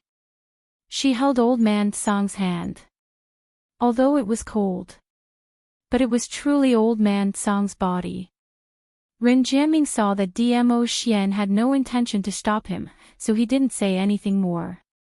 If the cold air really hurt Yiqing Luo, Dmo Xian would probably be the first one to stop Yiqing Luo from touching the ice. He placed all of his thoughts on Elder Tsang. Miss Gu, you said it's a little difficult, what do you mean? His situation is not as simple as you think. Yiqing Luo let go of his hand. The reason why he fainted is not only because of Ren Jianying's schemes. Chapter 45-39. I can only do my best to help him. This is my promise to him. I promised him she would help him find a body that belonged to him and turn him into a true human. The tenderness in Yiqing Luo's eyes gradually dispersed. Instead, there was determination in her eyes. Regarding Old Man Tsang's situation, Yiqing Luo didn't really understand. Through Dmo Xian's explanation, she roughly understood. As long as he fused Old Man Tsang's spiritual body with his body, the memories between the two would also merge. Yiqing Luo remembered that Old Man Tsang had mentioned it before. He wanted to turn Old Man Tsang back into a true human. He needed to collect all 5 pieces of the Azure Water Divine Artifact. Currently, she only had the Azure Water Ring, the Azure Water Silk Chain, and the Azure Water Pendant. He was still missing the Azure Crystal Pendant and the Azure Water Light Chain. As of now, she was still unable to sense the existence of the other 2 divine artifacts in her hands. Yiqing Luo looked at the person on the ice bed and said word by word, I will definitely remember the Tsang Shui 5-piece set and will definitely find a way to let you stand in front of me in a human form. The Azure Dew bracelet suddenly scorched her hand. It seemed to be Old Man Tsang's reply. Yiqing Luo's lips curled into a smile as her fingertips covered the Azure Dew bracelet. Just as he was about to ask Old Man Tsang's spiritual sense if he still had any memories of his body, the man behind her suddenly grabbed her slender waist. His expression became slightly serious. Something has happened in the Gu residence. Yiqing Luo immediately raised her head. What happened? Before I left, I set up an enchantment outside the Bone residence. Dmo Xian held her still icy cold hand. There's a fluctuation in the enchantment. Someone has left the enchantment. Leave. Yiqing Luo's heart thumped. At the critical moment of the heaven realm. If he left the Gu residence so easily, he would be captured and skinned at any moment. There were clues to the Divine Phoenix Profound Heart Jade and the Divine Emperor's Tomb. These 2 points attracted the attention of the various forces. On top of that, Ren Jianying had led the Ren family to take advantage of the situation during the leaderboard. Ren Jianying planned to control the entire heaven realm in a short period of time. Furthermore, Ren Jianming was in the Gu residence. If the people in the Gu residence left the Gu residence, they would definitely be killed. The walls had been gnawed until nothing was left. Let's go. Let's return to the Gu residence first. Thinking of these consequences, Yiqing Luo's expression turned extremely ugly. Ren Jianming, I'll have to trouble you to take care of old man Sang. Me too. Ren Jianming was just about to speak. But he was interrupted by Yiqing Luo. This place is a very good hiding place. You stay here and guard old man Sang. Without waiting for Ren Jianming to speak, she took the lead and headed back in the direction they came from. When Yiqing Luo arrived at the Gu residence, the Gu residence was already in a mess. Gu Yun stood at the entrance of the Gu residence and opened her arms. All of you, calm down. Sir Dizun has specially ordered this servant not to let you leave the Gu residence. There must be a reason for Sir Dizun. Yan Xiaoyi and Gu Zishi were blocked at the door. Their expressions were ugly and dark. One of their hands was on Gu Yun's arm, wanting to push her away. Beside him stood Tong Ziqing and Long Yunzhan, whose expressions were also not very good. He looked around. However, Gue Wu and the others were nowhere to be seen.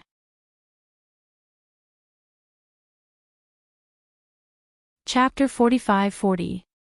Yan Xiaoyi and Gu Zishi, who were struggling to rush out of the Gu residence's main door, stopped. Since the other party used such a method, then they must have set up an inescapable net, waiting for you to walk right into it. Gu Yun saw that she had persuaded the both of them and immediately added on. Yan Xiaoyi and Gu Zishi looked at each other. The expressions on their faces were complicated. As though they were forcefully suppressing the surging emotions in their chest, trying their best to calm their own emotions. Yan Xiaoyi's fingers clenched tightly as she punched the air. Then what should we do? Don't tell me we are just going to stand here and wait. Gu Yun lowered her head in difficulty. I think we should wait for the Overlord and eldest young miss to return to the residence. You also said it's an inescapable net. How could cousin Qiao and Oshing be those people's match? Gu Zishi was panting heavily as she spoke. She paced back and forth anxiously on the spot. Her face was filled with unconcealable anxiety. It won't happen. Yan Xiaoyi took a deep breath as her voice trembled slightly. She could tell that she was restraining her own emotions. Since they used such a method to intentionally lure Qiao Jin and Huang Fuxing away, then they must have made up their minds to use them as bait to lure Qing Luo out. Yan Xiaoyi wasn't sure if she was convincing herself or convincing Gu Zishi. Before Qing Luo appears, within a short period of time, their lives will absolutely not be in danger. Gu Zishi's eyelashes fluttered as she opened her mouth wanting to say something but swallowed it down as she changed to something else. What you said is right. They will be fine, they won't. But, after the both of them finished saying this sentence. But both of them fell into silence. No matter how they tried to convince themselves, their hearts were still unable to cross that hurdle. They were unable to control themselves not to worry about them. Their lives wouldn't be in danger. But the others. They were such proud people, how could they endure becoming the other party's captives? Just at this moment. What happened? Who has left the Gu residence? A clear voice sounded, as though it was faintly discernible in the air. When that voice rang, the group of people who were squeezing at the entrance with a heavy atmosphere suddenly raised their heads and looked over. A huge-tailed fox descended from the sky. Immediately after, a tall and upright Dmo Xian leapt down from the tailed fox's back. He leaned forward and hugged the other person on the fox's back. The girl's flowing red dress was like a flowing fire, pouring down in torrents. When he saw that person, everyone's eyes suddenly lit up. Qing Luo. Yan Xiaoyi seemed as though she had grabbed onto a life-saving straw as she dashed forward towards Yi Qing Luo, Jin Zihe. He has left the Gu residence. Her words were concise and comprehensive, as she swiftly told Yi Qing Luo about the matter. It was probably, when the Rin family was unreasonable and tyrannical, many families and forces chose to submit to him. Among them was the Huangfu family. Huangfu family's target had always been Yi Qing Luo. As a result, the Huangfu clan came to the Gu residence under the orders of the Huangfu clan. He didn't know what method the Huangfu clan had used. He had actually tricked those two cousins out of the Gu residence. When Qiao Jin and Huangfu Xing were in the Bone residence, the people from the outside world couldn't do anything to them. But they left the Gu residence. How would the Huangfu clan's people possibly let them off? The more she recalled, Yan Xiaoyi's anxiety grew even more. Dear, this chapter has ended, I wish you a happy reading. Big smiley face. Chapter 45-41. She held Yi Qing Luo's hand as her palms were filled with cold sweat. Qing Luo, Huangfu family. Must be setting a trap for us. Jin Zi will be fine, he will be fine, right? I know. Yi Qing Luo squinted her eyes slightly as her long and narrow pupils reflected a piercingly cold glint. Huangfu family's motive is probably not just to lure me into their trap. That Ren Jianying. It's time to meet her. It had always been her who schemed against others. How could others scheme against her? As well as the brothers whom she cared about. Since the other party was trying all ways and means to lure her out, then she would grant them their wish. Yi Qing Luo's lips curled into a smile. Swinging into a cold smile. Yan Xiaoyi wanted to persuade her. But when her gaze landed on Dmo Xian, she swallowed her words back. Right. The Overlord was here. The Overlord would protect Yi Qing Luo well. Huangfu family. In the huge courtyard, there was a rain of blood and a foul wind. Sand and pebbles flew as trees were uprooted, turning into a pile of ruins. And in that flying pebbles hurricane, faintly, a few figures could be seen. Qiao Jin and Huangfu Xing stood in the middle of the ruins. Their long robes fluttered along with the hurricane. Endless profound waves were released from both of them. It surged like the rolling waves of the ocean. A murderous aura filled the entire space. And the surroundings of the courtyard were surrounded by hundreds of guards. There were also dozens of secret guards hidden in the dark, surrounding them tightly. In front of the two of them, an insolent mocking voice came, "You two, your words are pretty. You said you weren't interested in the Huangfu family, but the minute you heard that Huangfu family was re-electing for the position of the family head, you immediately rushed back. Your ambition has been exposed." The smoke dispersed, revealing Huangfu Dongyu's face. On both sides of him stood the third brother Huangfu Qi Fei and the dying Huangfu Fengyan. It was the brother and sister trio again. Qiao Jin's ordinary face had an extremely solemn expression. After hearing Huangfu Dongyu's words, a sliver of disdain surfaced in his eyes. He couldn't even be bothered with Huangfu Dongyu. We're not here to run for the position of patriarch. Huang Fuxing clenched his fists, unable to maintain his composure. I want to find grandfather. What right does a bastard have to call me grandfather? Huangfu Fengyan revealed a sinister expression, a shameless mother giving birth to a shameless son. Is he even fit to appear in the Huangfu clan? Living under the same roof and breathing the same sky with you, I even feel disgusted by the air. The three Huangfu siblings couldn't understand this at all. Why did Grandpa have to be so biased towards a young child? Any one of them would be hundreds of times stronger than that bastard. But grandfather would never be able to see them. However, not anymore. The Huangfu clan now belonged to them. They could arrange it however they wanted. He could change the rules however he wanted. Swish, a sharp and cold gaze ruthlessly stared at Huangfu Fengyan. Huangfu Xing's eyes were filled with murderous intent. His tightly clenched fingers made cracking sounds. Qiao Jin's hand pressed on Huangfu Xing's arm. Don't be angry. She deliberately provoked your anger so that you would take the initiative to make a move. His expression was calm, and his ordinary face exuded a sense of nobility and majesty. When he looked at Huangfu Fengyan, he easily suppressed all of Huangfu Fengyan's voice.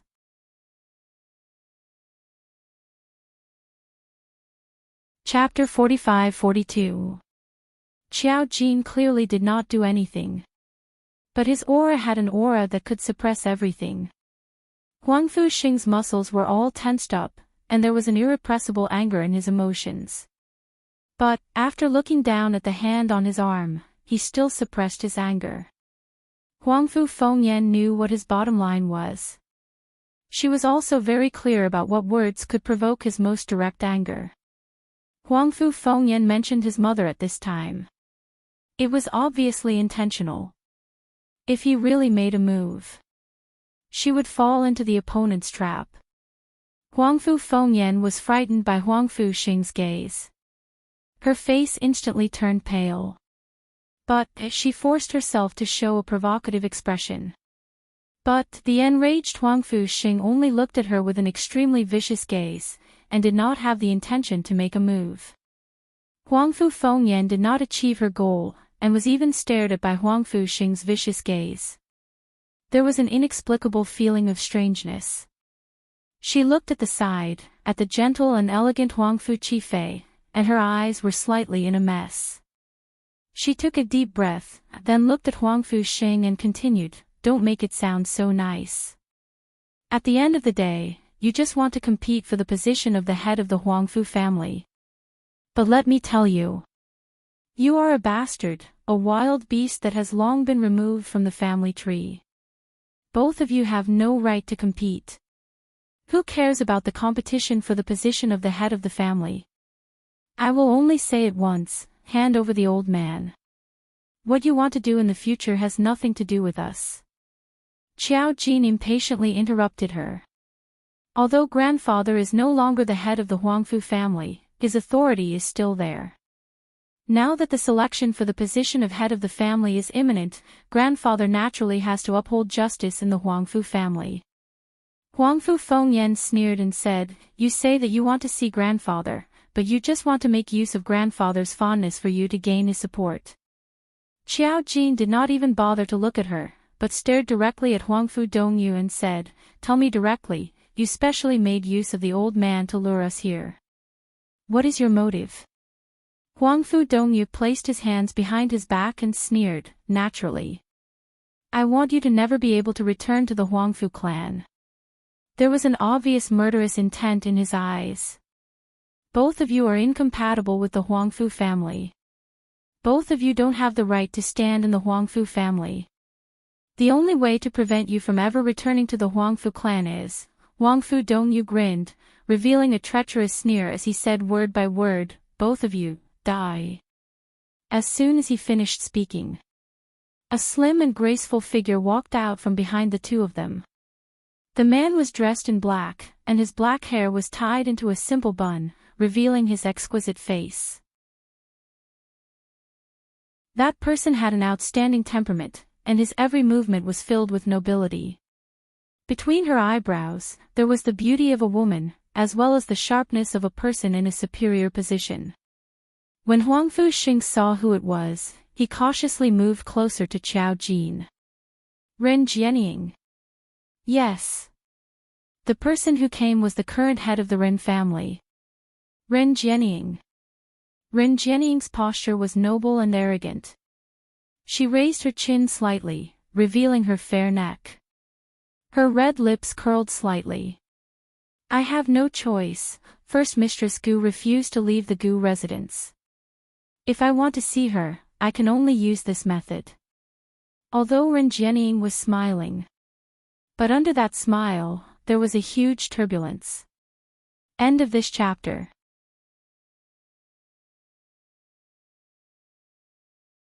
Chapter 45-43. She raised her finger. She didn't waste any words. She directly made her move.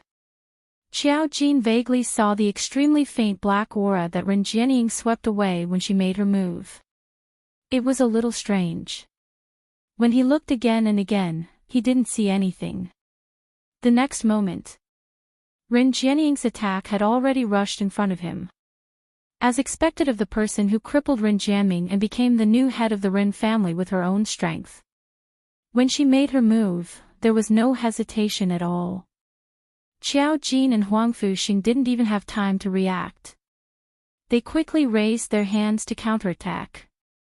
The two sides were fighting. He didn't know if it was Qiao Jin's illusion. Every time Ren Jianying made her move, Qiao Jin could vaguely see a wisp of extremely faint black yin qi lingering around Ren Jianying. Bang! There was a loud explosion. A figure was sent flying by the mysterious wave and fell heavily to the ground. Then, there was the sound of weapons colliding. Huang Fuxing. Qiao Jin wanted to catch Huang Fuxing who was flying out. But he didn't have time to move. Ren Jianying had already attacked from the other side. As soon as she got close, Qiao Jin could almost clearly see the black aura seeping out of Ren Jianying's eyes. That kind of black aura made one's heart palpitate with fear. His heart skipped a beat. The expression on his face also changed slightly. Oh no! This black aura, it was the evil aura of the Dark Palace. Ren Jianying. Ren family, Dark Palace, no wonder. Ren Jianying could so smoothly seize the position of the head of the Ren family, and also so smoothly split the world with the imperial family in the heaven realm. With the help of the Dark Palace, it probably wouldn't take long. The imperial family would have to lower their heads to Ren Jianying. This Ren Jianying really couldn't be underestimated. Huang Fuxing suddenly let out a miserable scream. Qiao Jin's gaze immediately looked over. He saw that Huang Fuxing's face was pale, his hands forcefully blocking in front of his chest. An obvious black aura suddenly penetrated his body. Blood gushed out in an instant. Qiao Jin lifted his foot, wanting to rush over. However, the woman's soft laughter rang in their ears. I'm really sorry. You too, be obedient and you won't have to suffer so much. This voice was very close. Qiao Jin suddenly raised his head. He met Ren Jianying's sharp and beautiful eyes. She curled her lips at him and smiled sweetly. However, there was a bloodthirsty sneer in his eyes. Qiao Jin quickly retreated. She was actually this powerful. To actually be able to use the mysterious Yin energy of Dark Ghost Palace properly. His movements were a step too slow. The power that erupted from Ren Jianying shook the surrounding air. Suddenly, he felt as if something was squeezing his chest. The next moment, blood flowed out from Qiao Jin's mouth. His body also staggered a little. Don't worry, I'll be gentle. Besides, I don't want your lives. Ren Jianying was still smiling faintly. What I want is just to use the two of you to trick Miss Gu to come over. stop struggling. None of you will be able to escape. The smile at the corner of Ren Jianying's mouth grew wider. She walked in the direction of Qiao Jin and Huangfu Xing. Every step she took, the black aura that lingered around her body became stronger. It carried a cold, killing intent. At this moment, a cold and melodious voice rang out leisurely. I didn't expect that I would have such a big face for Miss Ren to spend so much effort to trick me.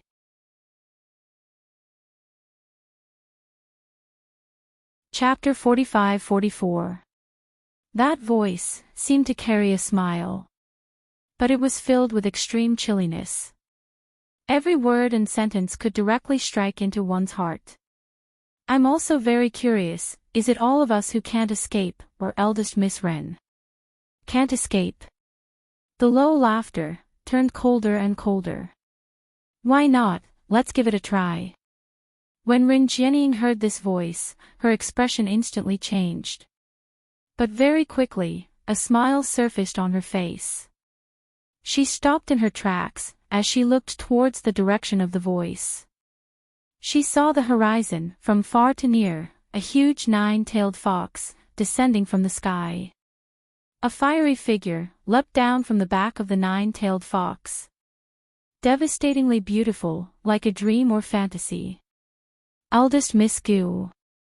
On seeing the person, Ren Jianying's expression changed several times. She restrained the majestic profound waves, as she smiled at Yiqing Luo. It's really difficult to meet you. Yiqing Luo slowly walked towards her. Her footsteps were neither fast nor slow. The expression on her face was calm and indifferent, without much fluctuation of emotions. Eldest Miss Ren has put in so much effort, just to meet me. It shows that eldest Miss Ren absolutely has true love for me. Yiqing Luo replied with a smile. Her long and narrow eyes rose, but there wasn't any warmth in her eyes. She stopped in front of Ren Jianying. The two of them exchanged glances. Both of them were grinning. In the dark, the undercurrent was surging. If I don't come, wouldn't I disappoint eldest Miss Ren? Yiqing Luo said. Ren Jianying laughed lightly. Actually, we have the same goal, why not make a deal? Yiqing Luo raised her brows. Oh. Ren Jianying, I want Ren Jianming, and you want old Master Huangfu. How about we exchange people? Patriarch Ren. Huangfu Fengyan's expression changed, as she cried out involuntarily, grandfather cannot be handed over to them. Originally, she thought that this was a sentence that touched the heaven and earth.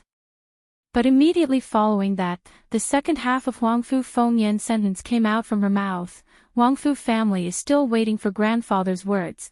If we let grandfather call for them now, there's a possibility that grandfather will find the next successor from those two bastards. After all, there was Huangfu Jin. In the current Huangfu family, the only one who had golden pupils and was recognized by the ancestor as the successor. Whether it was the old man or the elders of the Huangfu family, they would probably choose to support Huangfu Jin because of his appearance. Most people with absolute power and strength would only be loyal to their family. That's your family's business. It has nothing to do with me. Ren Jianying glanced at him indifferently, her eyes filled with disdain and mockery. Huangfu Fengyan was both angry and annoyed.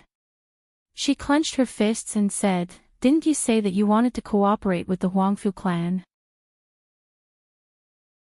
You can't just care about your own interests and ignore us. Fengyan. Huangfu Qifei's elegant brows furrowed as he reached out to grab Huangfu Fengyan's arm, signaling her to shut up. Ren Jianying swept her gaze in the direction of the Huangfu clan. His expression was extremely arrogant. Cooperation has always been driven by interests. Why can't I just care about my own interests? Ren Jianying rolled her eyes at her, as if mocking her 5 fingers and stupidity. Following that, his attention returned back to Yiqing Luo. What do you think of this suggestion of mine? I feel that there's no need.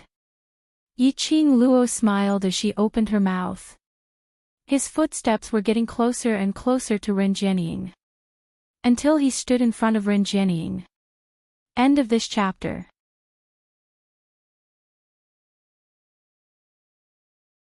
Chapter 45-45. Yiqing Luo leaned forward slightly as she got closer to Enchanting. She leaned close to Enchanting's ear. She laughed softly. This distance was extremely close. So close that Yiqing Luo could clearly feel that when she got closer, Enchanting's body had turned stiff. Even his breathing had become a lot more hurried and messy. Yiqing Luo's slender brows rose slightly as her pink lips curled into a smile which didn't look like a smile. Eldest young Miss Ren seems very anxious. Her words had just ended. Enchanting hurriedly took a step back. Her breathing and emotions were obviously even more messed up. Yiqing Luo took another step closer as she maintained the distance between her and Enchanting as she suppressed her voice. Enchanting is the person I want to protect now. If I give him to you just because you say so, wouldn't I lose my face? The young lady's tone and voice was obviously joking. Enchanting was just about to open her mouth. Suddenly, she felt a chill on her neck. A ray of light flashed past her eyes. Enchanting lowered her eyes and saw a flame feather fan pressed against her neck. The handle of the fan had a dagger's length sharp blade as it stuck close to her skin. Enchanting's body turned even more stiff as even her voice had a slight change. What do you want to do? To catch the bandits, first catch the ringleader. Yiqing Luo smiled sweetly as her voice was clear and melodious, totally not looking like she was using a dagger to press against someone's neck. Enchanting's fingers clenched tightly as she suppressed the panic in her heart to keep herself calm. It had been a long time. A long time since she had lost her composure like this. She shouldn't be like this. No matter what happened, she would absolutely be able to deal with it calmly. Enchanting shut her eyes tightly as her voice had already calmed down. Eldest young Miss Gu, even if you capture me, it's actually not of much use. You've seen it for yourself, the three Huangfu siblings have deep enmity towards me. Even if it's what I say, they won't listen to it. The meaning behind her words. Even if they captured her, the three Huangfu siblings would also take action. Oh. Yiqing Luo casually replied with an "oh" word and innocently blinked her eyes. I don't intend to capture you to negotiate terms with them. She paused for a moment, and the corners of her mouth curled up into an extremely shallow arc. He was extremely evil. Her tone and expression seemed to be mocking the Huangfu clan. She didn't put them in her eyes at all. That kind of ostentatious confidence made Enchanting feel uneasy. As expected. In the next instant, the girl moved even closer. Even the sharp blade on her neck was pressed a little closer to the skin on her neck. Call the person behind you over, let's have a face-to-face chat for a while. Yiqing Luo raised her brows at her. Enchanting's expression froze. What do you mean? I don't understand what you're talking about. There are no outsiders here, so there's no need to pretend. Yiqing Luo tilted her head as she beamed. The person behind you has schemed against me for such a long time, still not intending to reveal his true face. Enchanting's eyelashes fluttered. Why are you asking this? I want to kill the person behind you. Yiqing Luo smiled. Enchanting, pausing for a moment, she shook her head. I don't have any person behind me. Everything was arranged by me alone. The number of times I've crossed hands with the Palace of Darkness is even more than the amount of salt you've eaten. Do you think I can't tell that your body has already been contaminated by the evil Yin Qi? Yiqing Luo sneered. Do you think I can't tell that the reason why you're able to control the entire heaven realm in such a short period of time is because the Palace of Darkness made use of the evil Yin Qi to raise your profound grade, and used a forbidden curse to enhance you, which is why you could be so successful.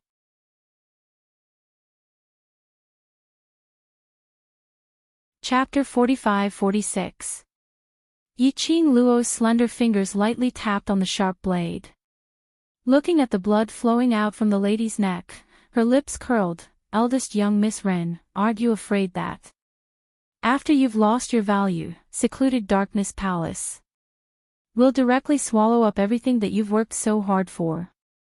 Ren Jianying's pupils constricted. Eldest young Miss Gu also knows how to sow discord. Whether it's to sow discord or not, you know very well in your heart. Yiqing Luo shrugged. Anyway, the person who loses everything by then isn't me. Ren Jianying remained silent for a moment as her expression turned ugly. What do you mean? Yiqing Luo's long and narrow eyes curved, as her lips curled into a teasing arc.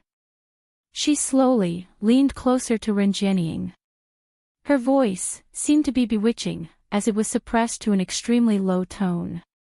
After all, secluded darkness palace's existence has already exceeded the boundary of your prediction, isn't it? Ren Jianying's body suddenly stiffened, as her eyes widened, staring at Yiqing Luo in disbelief. Her eyes revealed astonishment and astonishment. Between her eyes, there were some unnecessary emotions, as the undercurrents were surging. You. Her lips trembled slightly, as she wanted to open her mouth, but didn't know how to ask. In her eyes, there was an obvious hesitation. There's still a lot of things that I know. Yiqing Luo smiled as she patted her shoulder. If I didn't guess wrongly, I should also exceed the boundary of your prediction, that category. Plus, Ren Jianming chose me. So, you panicked, targeting the Gu resident several times, scheming against me. Trying to get rid of this unknown factor, right? Following Yiqing Luo's words, each and every word was spat out from her mouth. Ren Jianying's face was deathly pale. That was the panic after her thoughts were exposed. That was the panic after a secret which had been hidden for many years was discovered. Yiqing Luo had been paying attention to her expression. She was almost certain that right from the start, her guess was right. She laughed lightly, as her gaze was cold and piercing. Unfortunately, this unknown factor. You can't get rid of it. Ren Jianying suddenly raised her hand, as she pressed on Yiqing Luo's wrist which was holding the glower flame fan. She used a lot of strength. Yiqing Luo smiled as she stared into her eyes and said word by word, in your past life, you failed because of your cowardice, and in this life, you will repeat the same mistake because of your ambition. You. How did you? Ren Jianying pursed her lips tightly. Even her eyes were a little scarlet. Indistinctly, a wisp of black mysterious yin qi seeped out. Before Yiqing Luo said it out. She was still hoping for a fluke. Perhaps Yiqing Luo's words which had a hidden meaning was just to trick her. But, now, she knew. Yiqing Luo really knew about her hidden secret. She thought that it was impossible for anyone in the world to know this secret. But Yiqing Luo knew. Her secret had been found out by someone. Miss Gu, if you are smart enough, you should know what to do. The smile on Yiqing Luo's lips deepened. Scram. Tell the person behind you, if he wants something, he can come and get it himself. After hiding for so long, it's time for him to see the light of day. She finished speaking. He moved his wrist slightly. A wave of profound energy rippled. She pushed Ren Jianying away. Ren Jianying staggered as she fell onto the ground. She had not regained her senses as she sat on the ground in a daze. Her eyes were filled with shock as she looked at Yiqing Luo in panic. In her eyes, there were turbulent waves.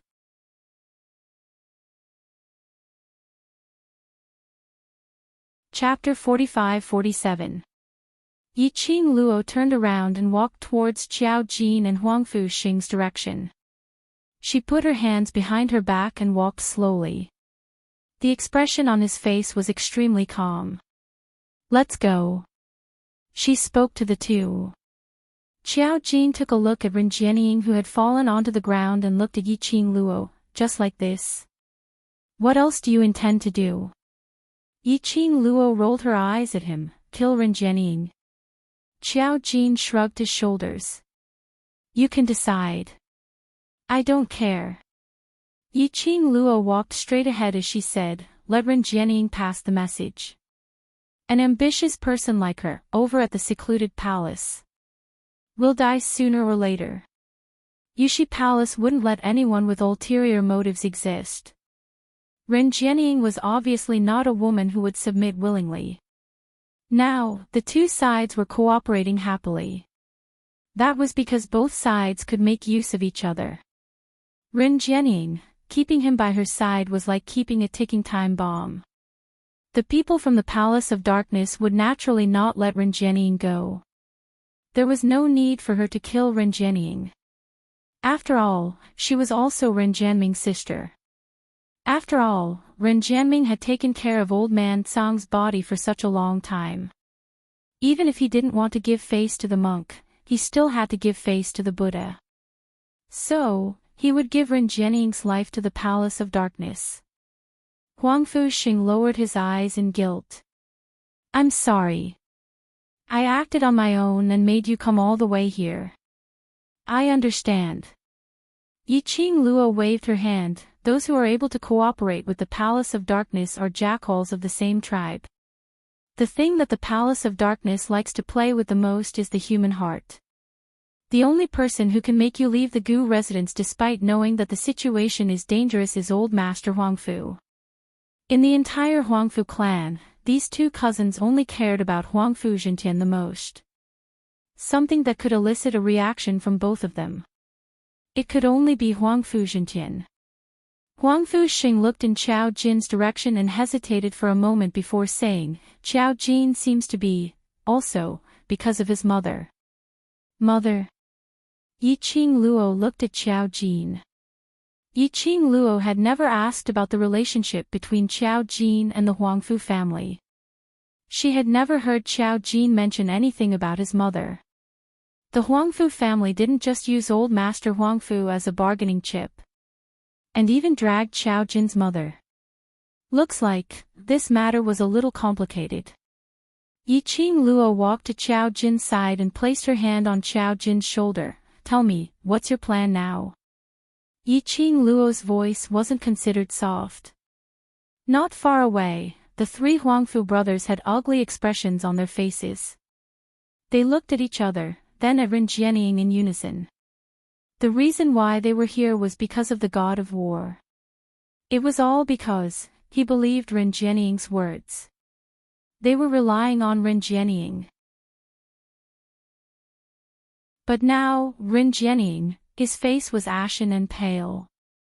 His eyes stared unblinkingly at Yi Qing Luo. It was as if he had suffered an extremely severe shock. Earlier, Ren Jianying was easily subdued by Yi Qing Luo. Even Ren Jianying wasn't Yi Qing Luo's opponent. Wouldn't that be? The expressions of the three instantly turned extremely ugly as they swiftly turned their gazes towards Xiao Jin. Yi Qing Luo was asking Xiao Jin for his opinion. As long as Xiao Jin didn't pursue the matter, Yi Qing Luo would definitely not make a move. But, Xiao Jin. Let them beg for mercy from Xiao Jin. How could they do it? For them. Xiao Jin was a child born from a lowly servant.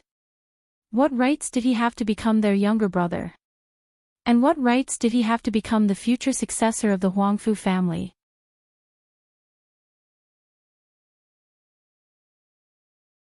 Chapter 45-48. A person whom he totally disdained. Now, he actually wanted them to beg for mercy. Even if their bodies were icy cold, they could clearly feel the murderous aura raging around them. They were unable to convince themselves to open their mouths. On the other side, Xiao Jin glanced sideways as he looked at the devastatingly beautiful face which was just inches away from him. The young lady's hand was casually placed on his shoulder. The corners of her lips were curled into a teasing arc.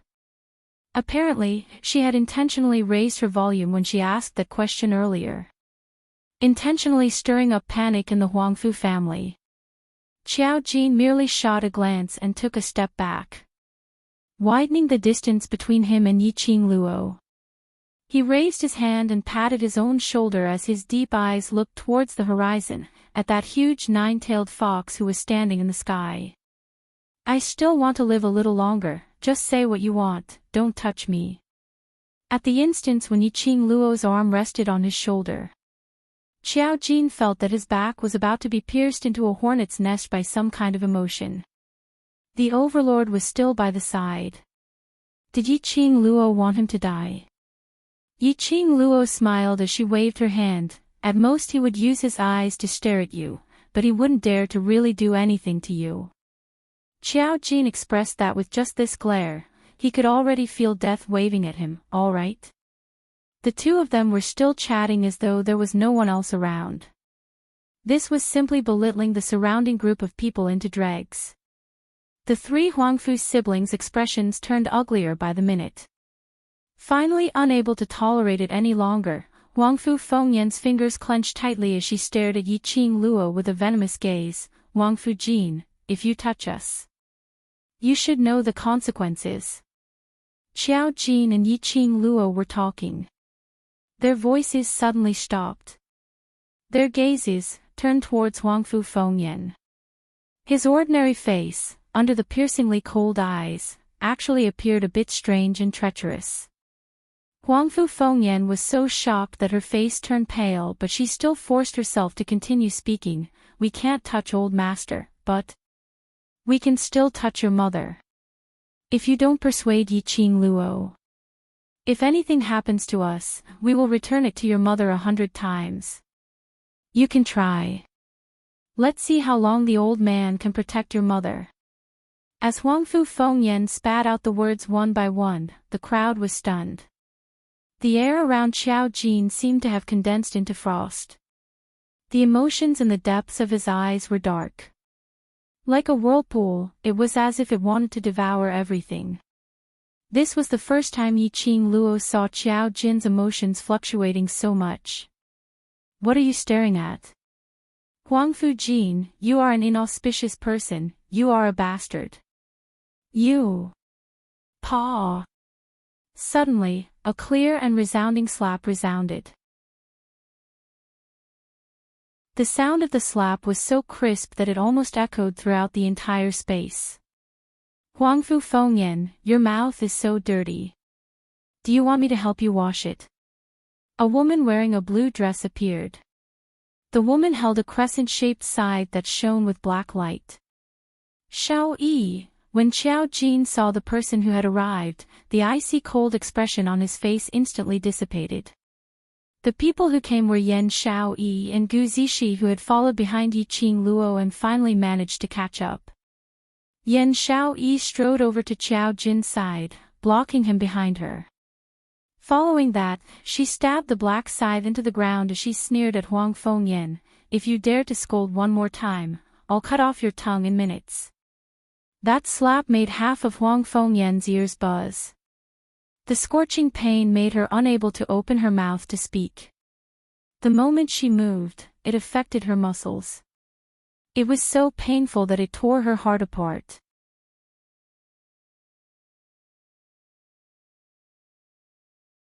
Chapter 45-49. Qiao Jin wrapped his arms around Yan Shaoyi's waist. He placed his head on her shoulder. A light laugh came out from his lips. That laughter was filled with obvious joy. The coldness in his body had already faded. The expression on his face had also returned to his usual look. Now he had Shao Yi. He was no longer alone. The lonely days that he had been through, it would not appear again. Feeling the man's aura, it gradually calmed down. Yan Shao Yi patted the back of his hand and pacified him. Be good, I'm here. Whoever dares to insult you and your mother, I'll swing my sickle and they will definitely die. She patted Qiao Jin's hand. Then she raised her head and looked towards the direction of the three Huangfu siblings, as one of the four heavenly families. Now that the Rin family has power in the heaven realm, your Huangfu family has to rely on the powerhouses who were once on equal footing to survive. No wonder you're not able to become the next successor of the Huangfu family. This sentence made the three Huangfu siblings' faces turn gloomy. Trying to use Ah Jin's mother to threaten Ah Jin. Go ahead and try. As long as you dare to touch Ah Jin's mother, we will absolutely kill you directly. Yan Xiaoyi's eyes were filled with coldness. You. Huangfu Dongyu clenched his teeth but had no way to refute her words. Xiao Jin's mother was their last bargaining chip. They indeed didn't dare to move. Trying to sow discord. By the side, Ren Jianying, who had regained her composure, opened her mouth slowly. The current her was no longer as flustered as before when her secret was exposed by Yiqing Luo. If one looked closely, they would be able to see a complacent smile on her brows. Complacent. Yiqing Luo's brows rose slightly. She had been paying attention to Ren Jianying's situation. Ren Jianying had been immersed in the fear of her secret being exposed. Her emotions had been unable to calm down. But, at that moment earlier, she seemed to have gained some confidence. Yiqing Luo's brows twitched as she suddenly thought of something and immediately opened her mouth. Go. Just as she finished her words, a voice rang out. All of a sudden, the entire ground caved in. Yiqing Luo's feet were in the air as she swiftly fell downwards. Gravel flew everywhere as the mountains collapsed and the ground cracked.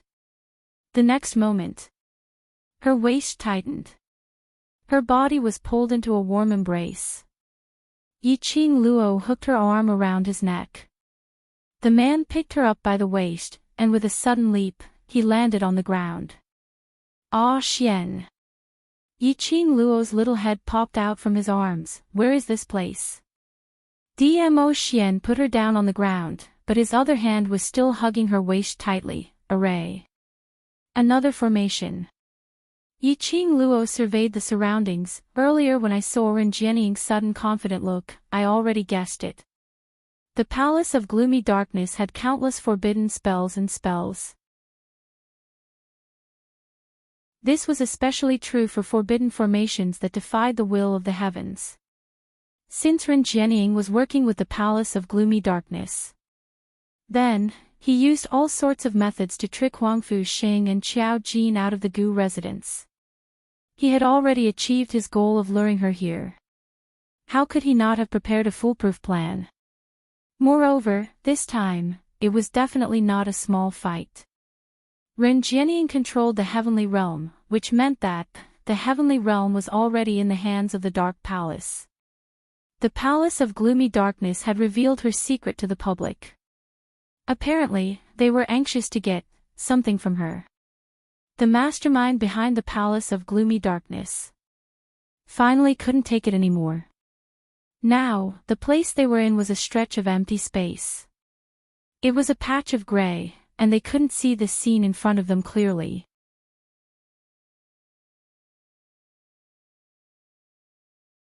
Chapter 45-50. Is this an illusion? Yiqing Luo couldn't see the surroundings clearly, so she retracted her vision and raised her head to look at Dmo Xian. If this is an illusion, then are you real or fake? Dmo Xian's wrist, which was locked on her waist, suddenly tightened. He pressed her petite body firmly into his arms. Following that, he lowered his head and placed it on her shoulder. His thin lips were very close to her earlobe. His warm breath splashed onto the young lady's skin. Lil Luo isn't always able to easily differentiate whether I'm real or fake. So now Lil Luo, tell me, am I real or fake? The man's low and hoarse voice was very magnetic and alluring. As he spoke, he gave out a low and light laugh. Yiqing Luo's petite body trembled slightly. There was a scorching feeling on the skin on her neck. She rolled her eyes at the man as she raised her hand to block the man's mouth which was on her neck and pushed his head away. Fake, fake. My Xian is not this kind of beast who can be aroused anytime and anywhere. She still didn't know what kind of array this was. He was just messing around there. What if this illusion was something? The outside world could see it clearly. Wouldn't it be too embarrassing? Looks like Lil Luo still doesn't understand me well enough.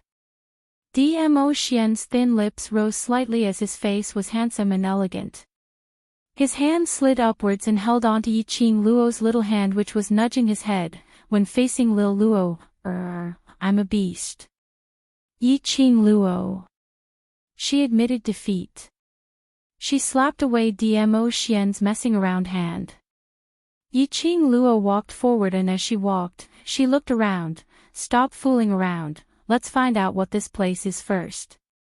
Everyone should be scattered in different parts of the array, so we have to find everyone first to ascertain everyone's safety. Dmo Xian's hands hugged Yiqing Luo's slender waist tightly from behind. Following that, he placed his head on her slender back.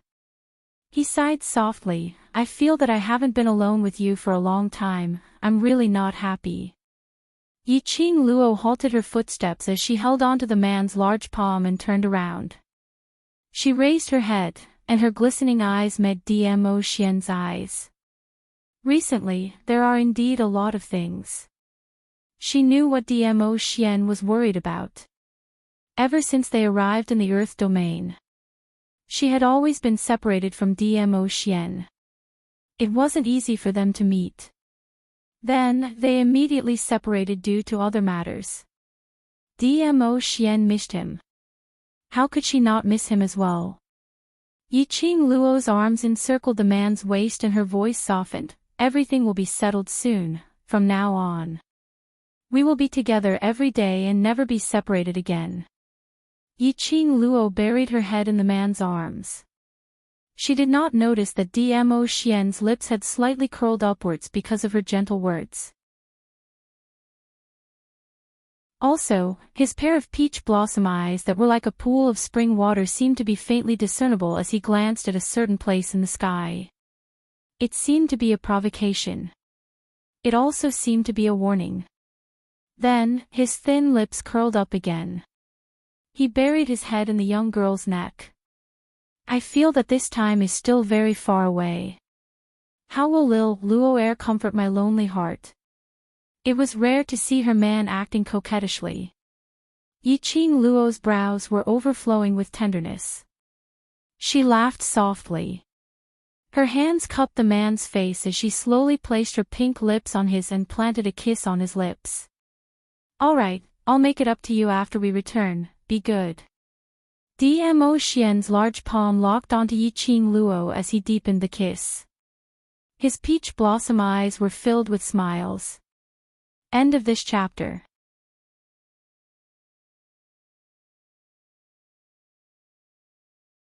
Chapter 45-51. Looking at the man's complacent look, Yiqing Luo's expression turned even more gentle and tender. This man was addicted to acting coquettishly. Yiqing Luo pinched his face. All right, let's go find out how to leave this godforsaken place. This time, Dmo Xian didn't pull her along to display his affection. Instead, he held her little hand and followed behind her obediently. What? What's going on? Xiao Yi. Hold on tight. Zishi, don't move. The earth quaked and the mountains shook as the ground kept on collapsing. Yan Xiao Yi and the rest frantically found a safe place as they stabilized themselves. About the time it took for an incense stick to burn. Only then did the shaking of the earth and mountains slowly stop. Qiao Jin held the dagger which was stabbed into the stone wall while the other hand held onto Yan Xiao Yi. The both of them were hanging on the edge of the cliff. Below them, because of the collapse earlier, had turned into a bottomless abyss. And on the other side of the cliff, Gu Zishi and Huangfu Xing were hugging each other tightly. The place where the both of them were standing had cracked stone walls, as though a slight movement would cause them to fall. The surroundings had turned into a pile of ruins because of the earlier tremors. The place where the four of them were at was extremely dangerous. There was a possibility that a slight movement would cause the next wave of collapse. Then it would cause the next wave of collapse. Yan Xiaoyi maintained the calmness of her breathing as her eyes surveyed the surroundings. Finally, her gaze landed on a group of people on another mountain not too far away. Huangfu family and Ren Jianying. Ren Jianying stood right at the front as her face was filled with an unconcealable cold smirk. Yan Xiaoyi silently cursed him for being sinister. She immediately raised her head and looked at Qiao Jin. "How is it, can you still hold on?" Qiao Jin replied, "No problem, let's go up first." "Emin, hold on tight, I'll do it." Yan Xiaoyi's slender hand moved as the black sickle in her hand suddenly swung upwards. The black sickle blade swept past as a blue light floated. Only to see the black sickle blade piercing into the highest rock wall. The gravel rolled down with a crashing sound. As though it was about to collapse for the second time because of the black sickle blade's collision. The both of their bodies started to fall bit by bit. Crack. There was a slight noise. It seemed like the black scythe blade was stuck somewhere on the rock wall. The moment Qiao Jin's dagger, which was supporting the weight of two people, lost its strength due to the crack in the rock wall. Both of their bodies were entangled by a blue ribbon that the blade of the black scythe had drawn. The other side of the ribbon was wrapped around the black scythe blade. He steadied himself in midair. The two of them took a deep breath and followed the ribbon to the edge of the cliff. The sound of rocks tumbling into the abyss sounded as if the cliff was about to collapse again. On the other side, the two of them also helped each other to leave the most dangerous area. However, as he stood on this side of the cliff, he felt a chill run down his spine. The four of them still did not dare to act rashly. The four of them surveyed their surroundings, then looked at the group of people on the opposite hill. His expression changed slightly. "Where are Qing Luo and Overlord? Why don't I see them? Earlier I seemed to have seen the Overlord charging towards All Luo." Gu Zishi was searching the surroundings as she said, "It should be the Overlord bringing All Luo to some safe place.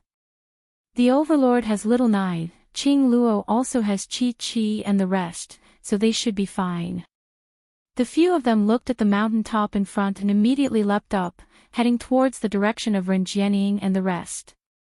Ren Jianying and the rest's faces were filled with complacency. They still want to look for Yi Qing Luo. They probably don't know that Yi Qing Luo has already been sent to another space by our palace lord. Huangfu Fengyan laughed complacently. Add bookmark for easier reading.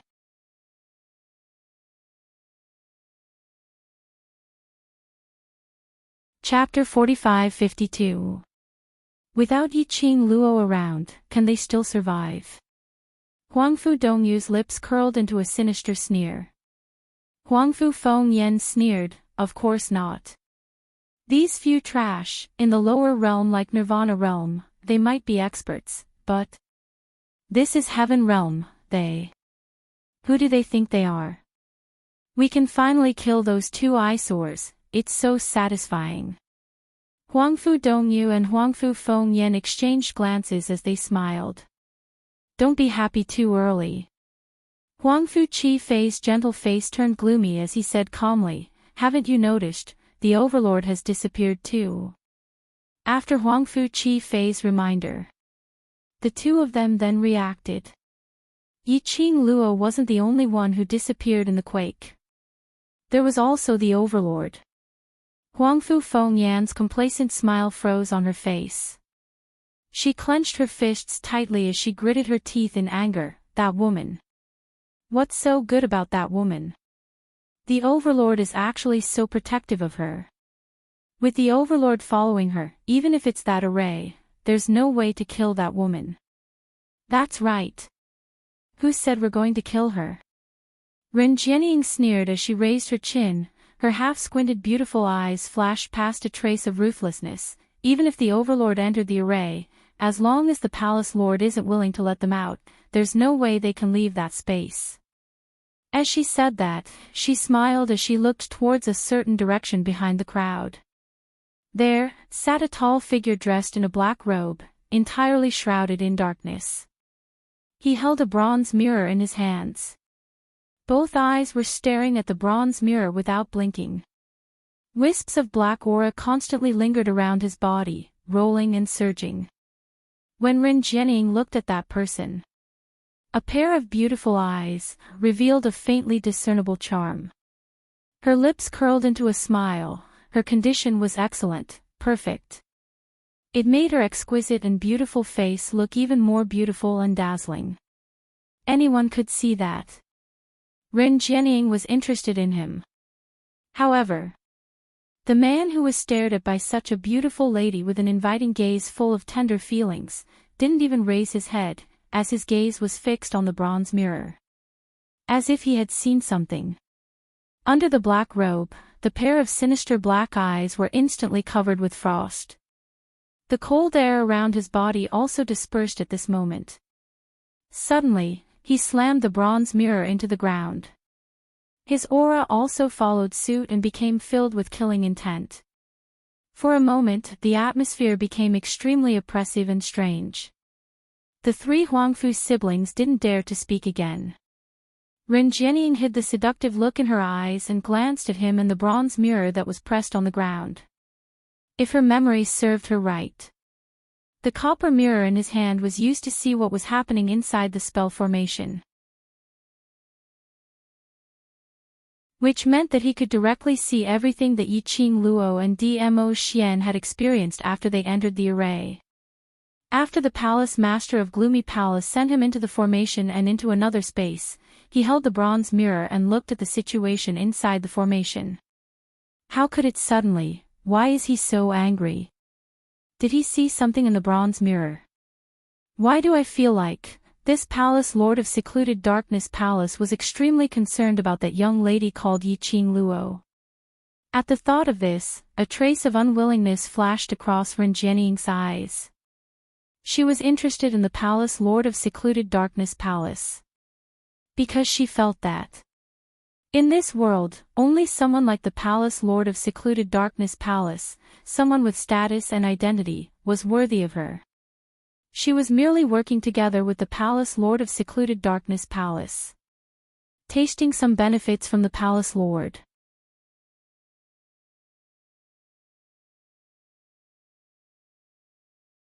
Chapter 45-53. If she could be with the Palace Master of Secluded Darkness Palace, she became the mistress of the Palace of Abyss. It would be even easier for her to get what she wanted. She wouldn't have to submit herself to an elder of the Palace of Gloomy Shadows who could only say a few words. Thinking of this, Ren Jianying calmed herself down and put on a beautiful smile as she walked towards the Palace Master of the Secluded Palace. Her steps were slow and graceful. When she walked in front of the Palace Master of the Gloomy Palace, she leaned forward and smiled gently at him. "Palace Master, do you think I'm right?" When Ren Jianying leaned forward, her shiny black hair cascaded down. The fragrance of a woman seeped into the nose of the Palace Master of Gloomy Palace. There were even a few strands that landed on the back of the man's hand. The Palace Master of the Netherworld Palace frowned and looked up. Under the black robe, his pitch-black eyes stared coldly at Ren Jianying. The emotions in his eyes were extremely calm. There was not the slightest fluctuation. "Get out of my way," he said, his voice cold and authoritative. Ren Jianying's smile froze on her face. But very quickly, his smile returned, and he slowly straightened his body, putting some distance between them. She then asked with a smile, "Palace Master, do you think I'm right?" The eyes of the Palace Master of the Netherworld Palace were indifferent as he asked word by word, "What did you say?" Ren Jianying, his face contorted in embarrassment. She tried her best to please him. He didn't even notice her. Ren Jianying took a deep breath as she maintained her smile. I've told Huang Fu and the other young masters and young miss that as long as Palace Lord refuses to release them, Yiqing Luo and the Overlord will not be able to escape from that array, right? She paused and then continued, Palace Master, your formation is the best in the world. Even venerable sovereigns are no match for you. The eyes of the Palace Master of the Netherworld Palace dimmed. He hung his head again. He shifted his gaze away from Ren Jianying and stared unblinkingly at the bronze mirror on the ground. His aura became much colder. Ren Jianying was very sensitive to other people's emotions. Naturally, he felt the flames on the body of the palace head getting colder and colder. She hurriedly changed the topic. Palace Lord will definitely be able to achieve your wish, but those two from Huangfu family are here and they seem to have sensed that Yiqing Luo's disappearance is related to us. I wonder how Palace Lord is going to deal with those 4 people. My wish has been fulfilled. The voice of the Palace Master of Netherworld Palace was a little low. He gently placed his hand on the back of the bronze mirror. His tone was filled with disappointment. He was afraid that he would never be able to fulfill his wish in this lifetime. He suppressed the unnecessary emotions that he shouldn't have and followed Ren Jianying's words to look forward. On the other side, Yan Xiaoyi and the other 3 had already landed on the mountain that they were on. Yan Xiaoyi wielded the black scythe and charged over aggressively. It was as if they were going to fight. The pupils of the Palace Master of the Netherworld Palace constricted. How to deal with them? They were the people whom Yiqing Luo valued the most. If they were hurt, Yiqing Luo would be upset. Especially when the people who hurt them were his men. Those 2 young masters from the Huangfu family, Palace Lord had previously promised to hand them over to the Huangfu family to deal with. Those 3 are now waiting for Palace Lord's opinion.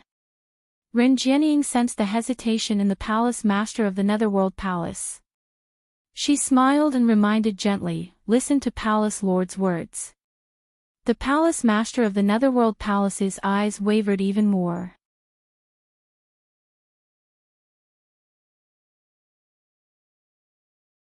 Chapter 45-54. After some time, his fingers suddenly clenched tightly. The bronze mirror on the ground was once again held in his palm. He spoke calmly, up to you. Ren Jianying's red lips rose as her voice turned coquettish, then I shall make this decision on behalf of Palace Lord. The Palace Lord's gaze fell back onto the bronze mirror as he didn't bother about Ren Jianying.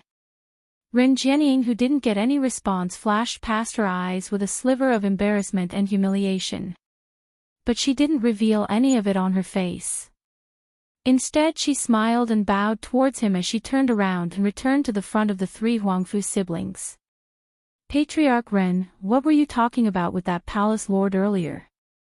Huangfu Fengyan's gaze turned towards the man dressed in black robe. Anyone could tell what she was thinking in her eyes. Ren Jianying saw the emotions in Huangfu Fengyan's eyes as she snorted in disdain. But the smile on her lips was very shallow, nothing much, just asking Palace Lord how he intends to deal with those 4 people. After all, they are Yiqing Luo's good brothers. What did Palace Lord say? Huangfu Fengyan's expression changed slightly when she heard that. She knew the Palace Lord's feelings towards Yiqing Luo. If it was because of Yiqing Luo's relationship with Palace Lord. But if he didn't let them do anything to Huangfu Xing and Huangfu Jin, they really didn't dare to act rashly. Ren Jianying's eyelids drooped slightly as she seemed a little shy and sweet. Palace Lord said, everything is up to me. Huangfu Fengyan's expression froze as her eyes were filled with disbelief. Ren Jianying's intention was extremely obvious. Coupled with her shy and timid expression, Chu Yunxing couldn't help but sigh. It was hard not to misunderstand. But, wasn't that Palace Lord of Seclusion Palace in love with Yiqing Luo? Palace Lord really dotes on Patriarch Ren. Huangfu Chi face suddenly stood in front of Huangfu Fengyan as he gave an elegant smile. I wonder how does Patriarch Ren wish to deal with those 4 people? Ren Jianying arrogantly raised her chin as her brows were filled with cold arrogance. Since I've promised you on behalf of Seclusion Palace that I will let you deal with those two Huangfu bastards, I will keep my promise. Huangfu Fengyan felt that something was amiss. She frowned and said, Ren family head, are you sure palace mistress really? She had yet to finish her words. Huangfu Qifei pressed down hard on her arm. The strength of his 5 fingers seemed to have pierced into her flesh. Huangfu Fengyan's face turned pale from the pain, and she couldn't say a single word. Huangfu Qifei smiled warmly and continued Huangfu Fengyan's words. Many thanks, Patriarch Ren. Then leave the 4 of them to our Huangfu clan. Ren Jianying's ice-cold gaze swept past Huangfu Qifei and landed on Huangfu Fengyan. She sneered and curled her lips. Her red nail lightly pressed against her lips. The Huangfu family really needs a smart person like you to take charge of the situation. Huangfu Qifei's smile grew even wider. Many thanks for the praise, Patriarch Ren. Ren Jianying waved her hand arrogantly, turned around and walked towards the palace master of Twilight Palace. He looked at her back as she left. Huangfu Fengyan's expression was extremely ugly as she bit her lower lip and asked softly, Third brother, what do you mean by this? It's fine if you're stupid at home, but in the current situation, you're still stupid. Even if you die, you deserve it. Huangfu Qifei slowly let go of her wrist, and the space between his brows was still as warm as jade. But the words that came out of his mouth were bone-chilling.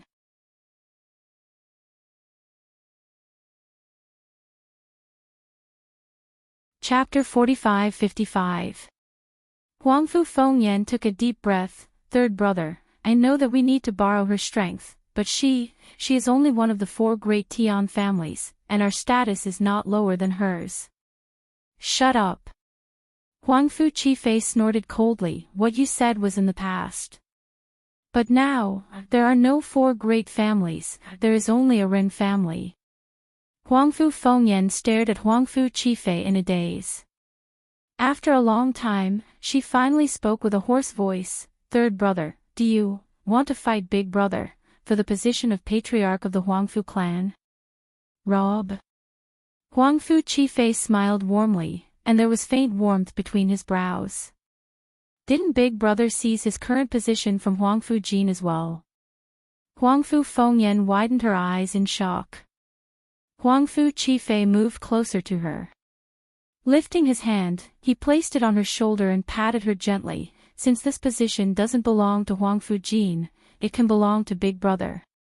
Why can't it belong to me? In terms of strength and strategy, I am above big brother, am I not? Fourth sister, think carefully about how you want to choose your future path. Third brother really appreciates you. As he finished speaking, Huangfu Qifei wore a warm smile and walked in the direction of the 4 people who had come to greet him. Huangfu Fengyan was stunned on the spot. His heart was thumping non-stop. What did third brother mean by that? Was he forcing her to make a choice? From a long time ago. She knew that this seemingly warm and gentle third brother wasn't as simple as he seemed on the surface. They also knew that third brother had always been smarter than them. But he had never thought that he would be interested in the position of patriarch of the Huangfu family. In a vast and empty space that stretched as far as the eye could see, Yiqing Luo and Dmo Xian walked for a long time, but the surrounding situation didn't change at all. Yiqing Luo didn't sense any other signs of life. She tugged at Dmo Xian's sleeve. Ah, Xian, isn't something amiss? No matter how we walk, we seem to be going in circles, not to mention meeting other people. Dmo Xian halted his footsteps and lowered his eyes to look at her. You've finally discovered it. Yiqing Luo, you mean, you already knew? Dmo Xian nodded. That's right, from the moment we entered, we already realized it. Yiqing Luo. Then why didn't you say so earlier? I want to be alone with you for a while. Dmo Xian wrapped his arms around her slender waist and buried his head into her neck, inhaling the delicate fragrance from her body. Yiqing Luo's heart immediately softened. The expression on his face also softened. This man really knew how to soothe her temper. Yiqing Luo helplessly stared at him as she stretched out her hand and pinched his face. I think you are intentionally trying to see me embarrass myself.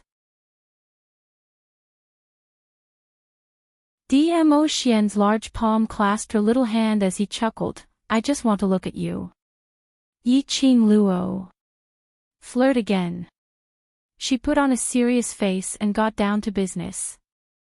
If I'm not wrong, this array has separated us from Xiao Yi and the others. Unless we break this array, otherwise we won't be able to see Xiao Yi and the others. Xiao Yi and the others will be fine, right? Separate her from her brothers. Was their goal to target her, or Qiao Jin and Huangfu Xing? Those three Huangfu family siblings all had strong ambitions. Towards Qiao Jin's existence, they were fearful. Towards Huangfu Xing's existence, they were jealous and indignant. If they were given a chance, they would definitely not let Qiao Jin and Huangfu Xing off. End of this chapter.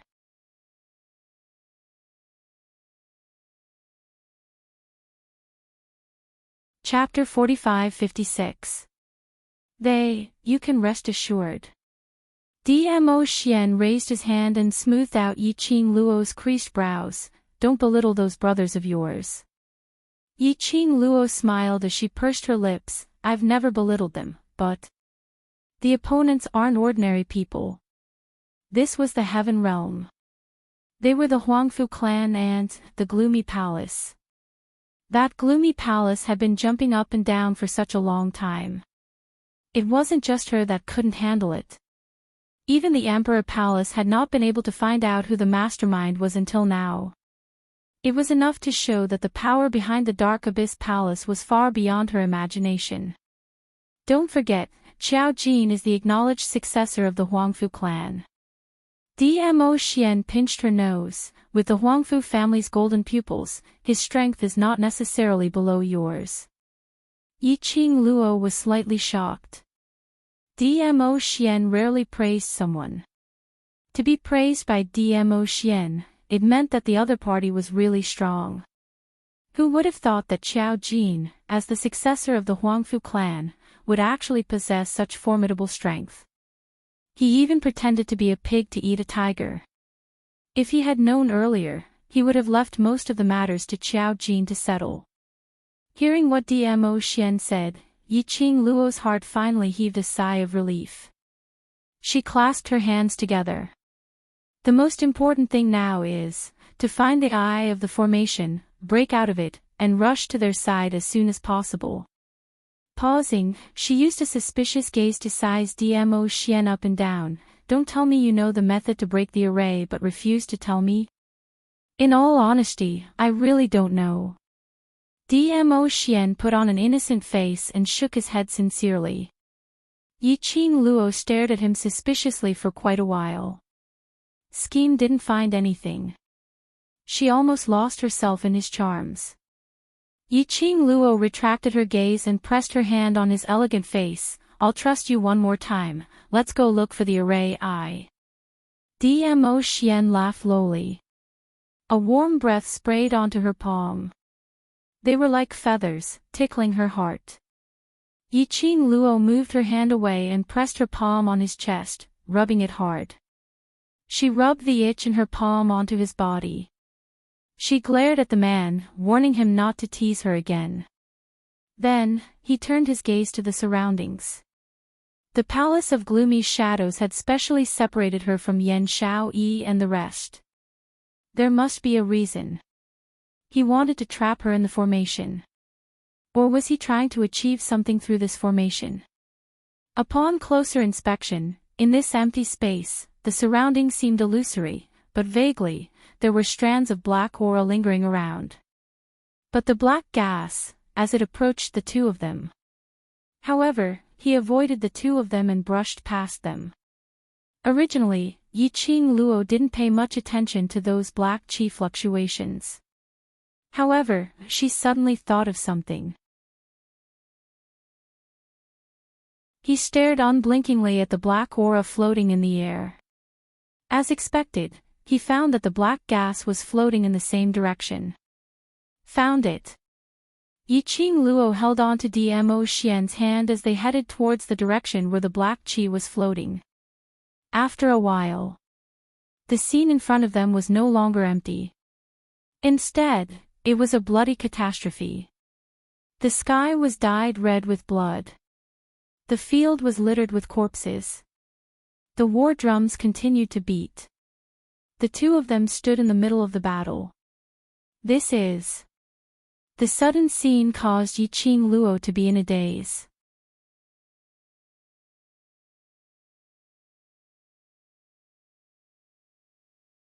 Chapter 45-57. But their position wasn't very good. There were people in all directions. Blood splattered. The corpses fell. Only by flying up into the sky could they avoid being accidentally injured by the soldiers. But what made Yiqing Luo astonished was they didn't evade. Whereas the weapons in the soldiers' hands directly pierced through their bodies, slashing towards the soldiers at the side. Yiqing Luo's evading action stopped just like that. She tried to stretch out her hand towards those soldiers. After waving it for a while. Indeed, it didn't affect the soldiers at all. The battle was still ongoing. The both of them seemed like a transparent existence. No one could see them. This should be a mirage. Dmo Xian held her little hand tightly. Follow me closely, be careful. Yiqing Luo nodded. A sudden scene of the battlefield. Who knew what tricks were they playing? But don't you feel that this battle looks like a battle between cultivators? Yiqing Luo felt a little strange. The sky above the battlefield rippled with layers of profound waves. The soldiers were using their profound energy, attacking each other. The corpses were in an extremely horrifying state. Dmo Xian looked at the huge battlefield in front of him, as he nodded slightly. This should be a battle between cultivators, and I don't know if it's an illusion, but I feel that this scene is exceptionally familiar. Familiar? Yiqing Luo's brows creased slightly, as her gaze swiftly swept across the surroundings. This battle actually made Xian feel familiar. Could it be that he had participated in this battle before? This way, let's go. Dmo Xian pulled her, as he headed towards the battlefield. His footsteps were a little messy. The hand which held Yiqing Luo's hand slightly increased the strength. Yiqing Luo pursed her pink lips as she looked at the man's back view. Her fingers also tightened as she held his hand, as she quietly followed behind him. Just at this moment, suddenly on the battlefield, a violent gale arose, lightning flashed and thunder roared. The darkness corroded, as though it was going to swallow the entire battlefield. While the soldiers were panicking, another burst of fiery profound wave, as it spread in all directions. That dazzling red glow, like a blazing inferno. In an instant, it intertwined with that darkness. Immediately following that, Yiqing Luo saw an extremely familiar figure appearing on the horizon. That person was dressed in a blazing red robe, and his aura was disdainful. A red veil covered half of her face. The only thing that was revealed was a pair of beautiful eyes that shone with a captivating light. Yiqing Luo's pupils constricted abruptly. God Emperor's Emperor, yes. The woman in red was Feng Gu. She would never remember wrongly. Why did she see Feng Gu in the illusion of this battlefield?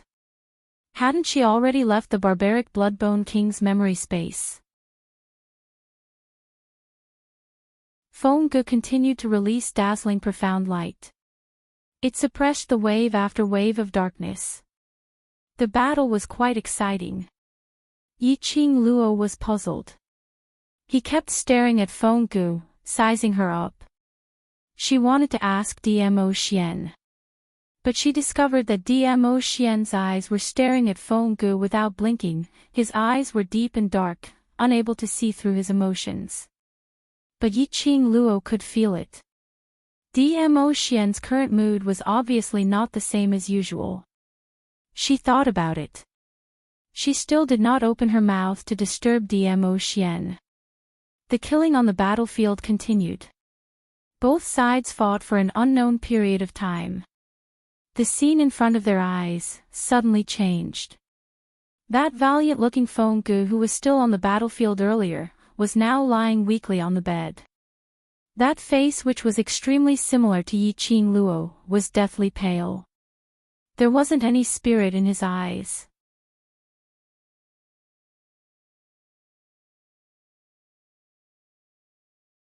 Chapter 45-58.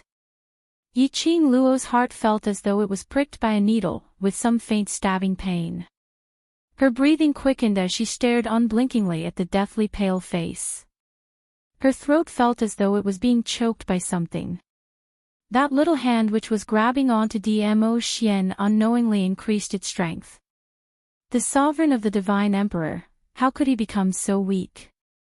I've roughly guessed the reason why the Nether Palace used this array to trap you. Dmo Xian stretched out his long arm and pulled the young lady into his embrace. The palace master of the secluded Darkness Palace didn't get any information he wanted when he entered the barbaric Bloodbone King's memories. But you, in that memory, can see memories that they can't see. So, they want to use this memory to dig out what you know about that period of time in the past and get the clues they want. Yiqing Luo's eyelashes fluttered, but I didn't see any of these in the Bloodbone Barbaric King. This should be the part of the memory that the Palace of Gloomy Darkness knows. Dmo Xian's vision looked towards the young lady who was lying on the bed not too far away, who looked extremely similar to Yiqing Luo. He sighed softly. The Palace of Darkness wants you to know about this part of your memories. The Tenebrous Palace also had the memories of the Divine Emperor. Could it be, the person behind the scenes of the Palace of Gloomy Darkness was also someone from that time? That person. Why did he let her see this memory of the Divine Emperor? Stay awake, don't be affected by everything here. Dmo Xian's gentle voice was close to her ear. His warmth enveloped the girl. I don't know what method Tenyu Palace is using to search your memories, but, as long as your will is strong, Tenyu Palace won't have the chance. Yiqing Luo took a deep breath and clenched her fist. All right. As the two of them spoke, Fenggu suddenly spat out a mouthful of blood. The blood was obviously jet black. She was poisoned. Yiqing Luo's pupils contracted slightly.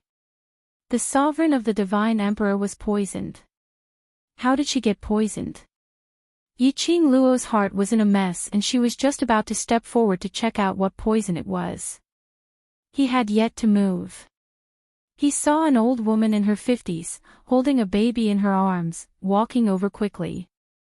When he saw the old woman, Fenggu, who was lying on the bed, immediately propped herself up and looked at the baby with infatuated eyes. Quick! Quick, bring Luo Luo over. Her face was filled with reluctance and attachment to the little baby. Master. The old woman carried the baby to Fengji's bedside and handed him over. Fengji's hands were shaking. He gently touched the soft baby. It was like he couldn't wait to tightly pull her into his embrace. However, he was also worried that he would crush the baby, so he kept controlling his strength. Luo Luo. I'm sorry. Fengji's reddened eyes stared deeply at the baby's face. Since you were born, Mother has not been able to properly accompany you. Now, I can't keep you company anymore. Tears rolled down Fengji's cheeks. The baby was still ignorant. He grabbed Fengji's hair with his little hands and squeaked. Phong-gu held the baby and talked for a while. Until that face was so pale that it looked like he would stop breathing the next moment. She couldn't bear to shift her vision to the old woman. Grandma Bai, carry Luo well.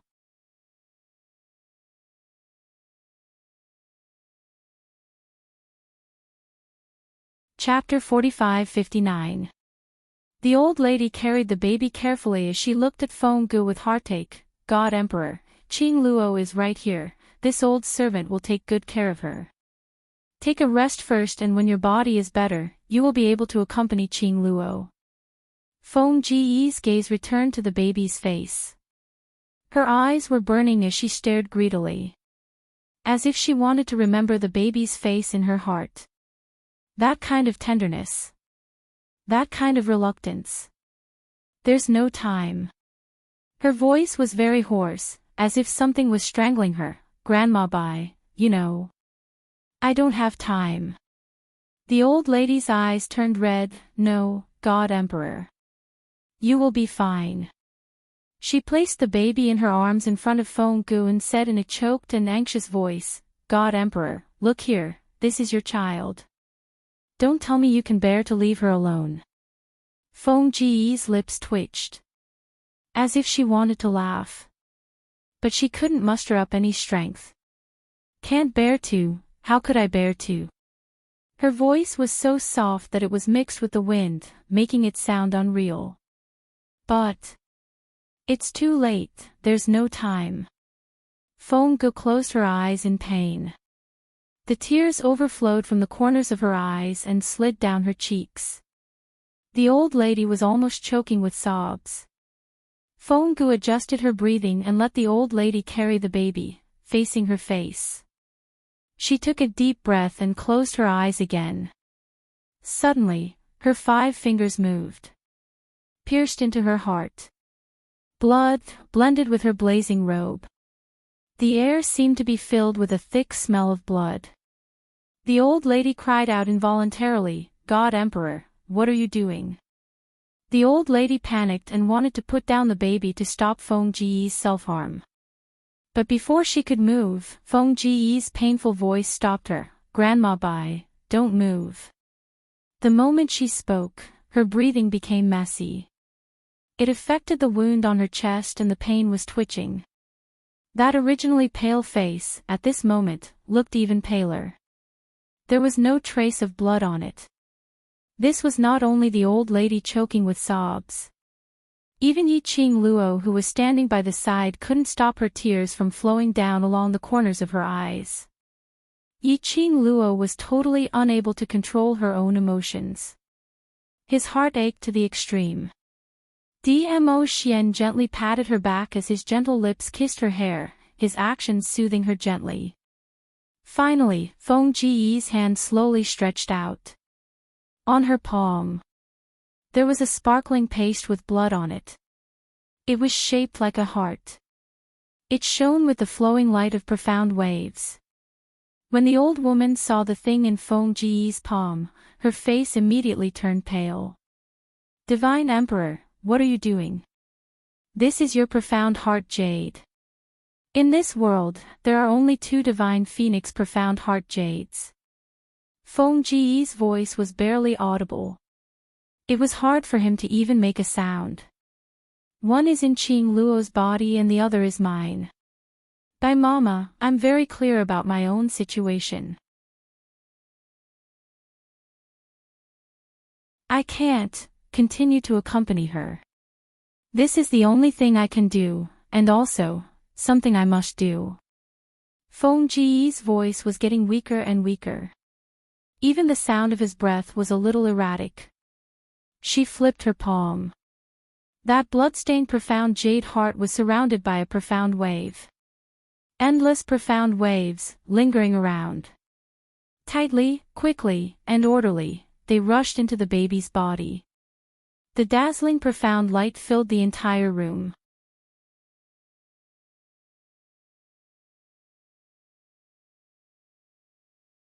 Chapter 45-60. If they continued to endure, the other party might just stand on their heads and pee. Mu Qilan gripped her sleeves tightly. Her face under the veil was also restraining itself from twisting. She raised her head and looked at the young girl standing on the second floor. Looking from this angle, the light of the luminous pearls was ravaging the surroundings. It was as if it had coated the young girl with a layer of velvet light. The young girl who had already taken off her veil and was facing the heavens without any makeup. Under this light, her skin was sparkling and translucent, and her devastatingly beautiful face came into view clearly. Just a single glance. Even though she was a woman and was jealous of her, she still couldn't stop her heart from skipping a beat. Mu Qilan's 5 fingers suddenly tightened. The face under the veil suddenly turned deathly pale.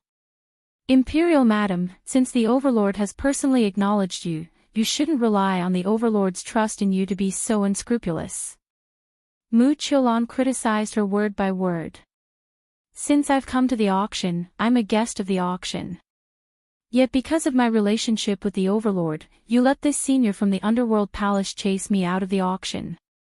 How can you act like a mistress of a house like this? Her words paused slightly, and her gaze suddenly shifted to Pei Xing, who was standing beside the auctioneer. Or is this how the Treasures Exchange House treats its guests? Basically, everyone who came to the auction knew how important the Treasures Exchange House was to Pei Xing. In order to complete the Treasures Exchange House's wish of this auction, Pei Xing had specially delayed the day of going to the Heaven Realm with Old Master Huangfu. It was sufficient to show exactly how important this auction was to him. Mu Qilan's words. Not only, 7. 3. Little at #net.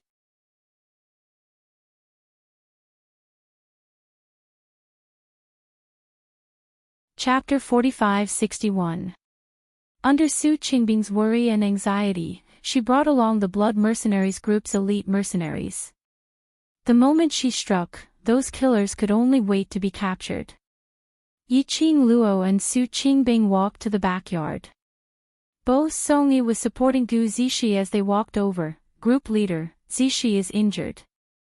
Gu Zixi smiled at Su Qingbing. Group leader, I'm fine, it's just a small injury. Su Qingbing looked at Gu Zixi's pale face and frowned slightly. What's going on? Why are there killers here? She raised her eyes and glanced at Bo Songyi. Have you checked clearly? Who are these killers here to kill? Mentioning this, Bo Songyi's expression sunk. He glanced at Pei Xing's direction from the corner of his eyes and gave a cold harumph. The trouble that lad created has caused Zixi to suffer. I'm really fine, it has nothing to do with Xing. Gu Zixi heard Bo Songyi's tone and immediately opened her mouth to explain. Bo Songyi couldn't help but sneer. He can't even protect you. What kind of man is he?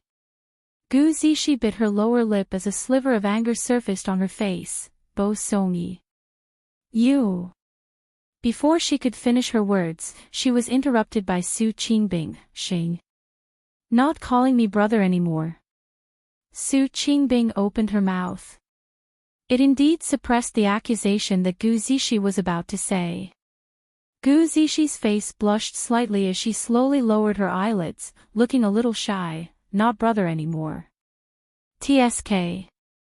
Su Qingbing's lips curled as her elegant face broke out into a smile. Then congratulations, the clouds have dispersed to see the moon. Gu Zixi's face turned even redder. The two of them spoke one after another. Bo Songyi was completely stunned by the amount of information that was revealed. He looked at Gu Zixi in astonishment as his voice trembled slightly. You and that lad. Gu Zixi smiled as she nodded. The radiance in Bo Songyi's eyes dimmed. But he pretended not to mind as he said, congratulations. Coincidentally, Pei Xing, with the help of the mercenaries, had restrained all the killers and was anxiously looking for Gu Zixi. When he saw Gu Zixi, he quickly walked over. He stretched out his long arm and pulled Gu Zixi away from Bo Songyi's side into his embrace. He placed his large palm on Gu Zixi's face and gently caressed it. Are you all right? He asked gently. Gu Zixi leaned against his chest, and her pretty face was slightly flushed. I'm fine.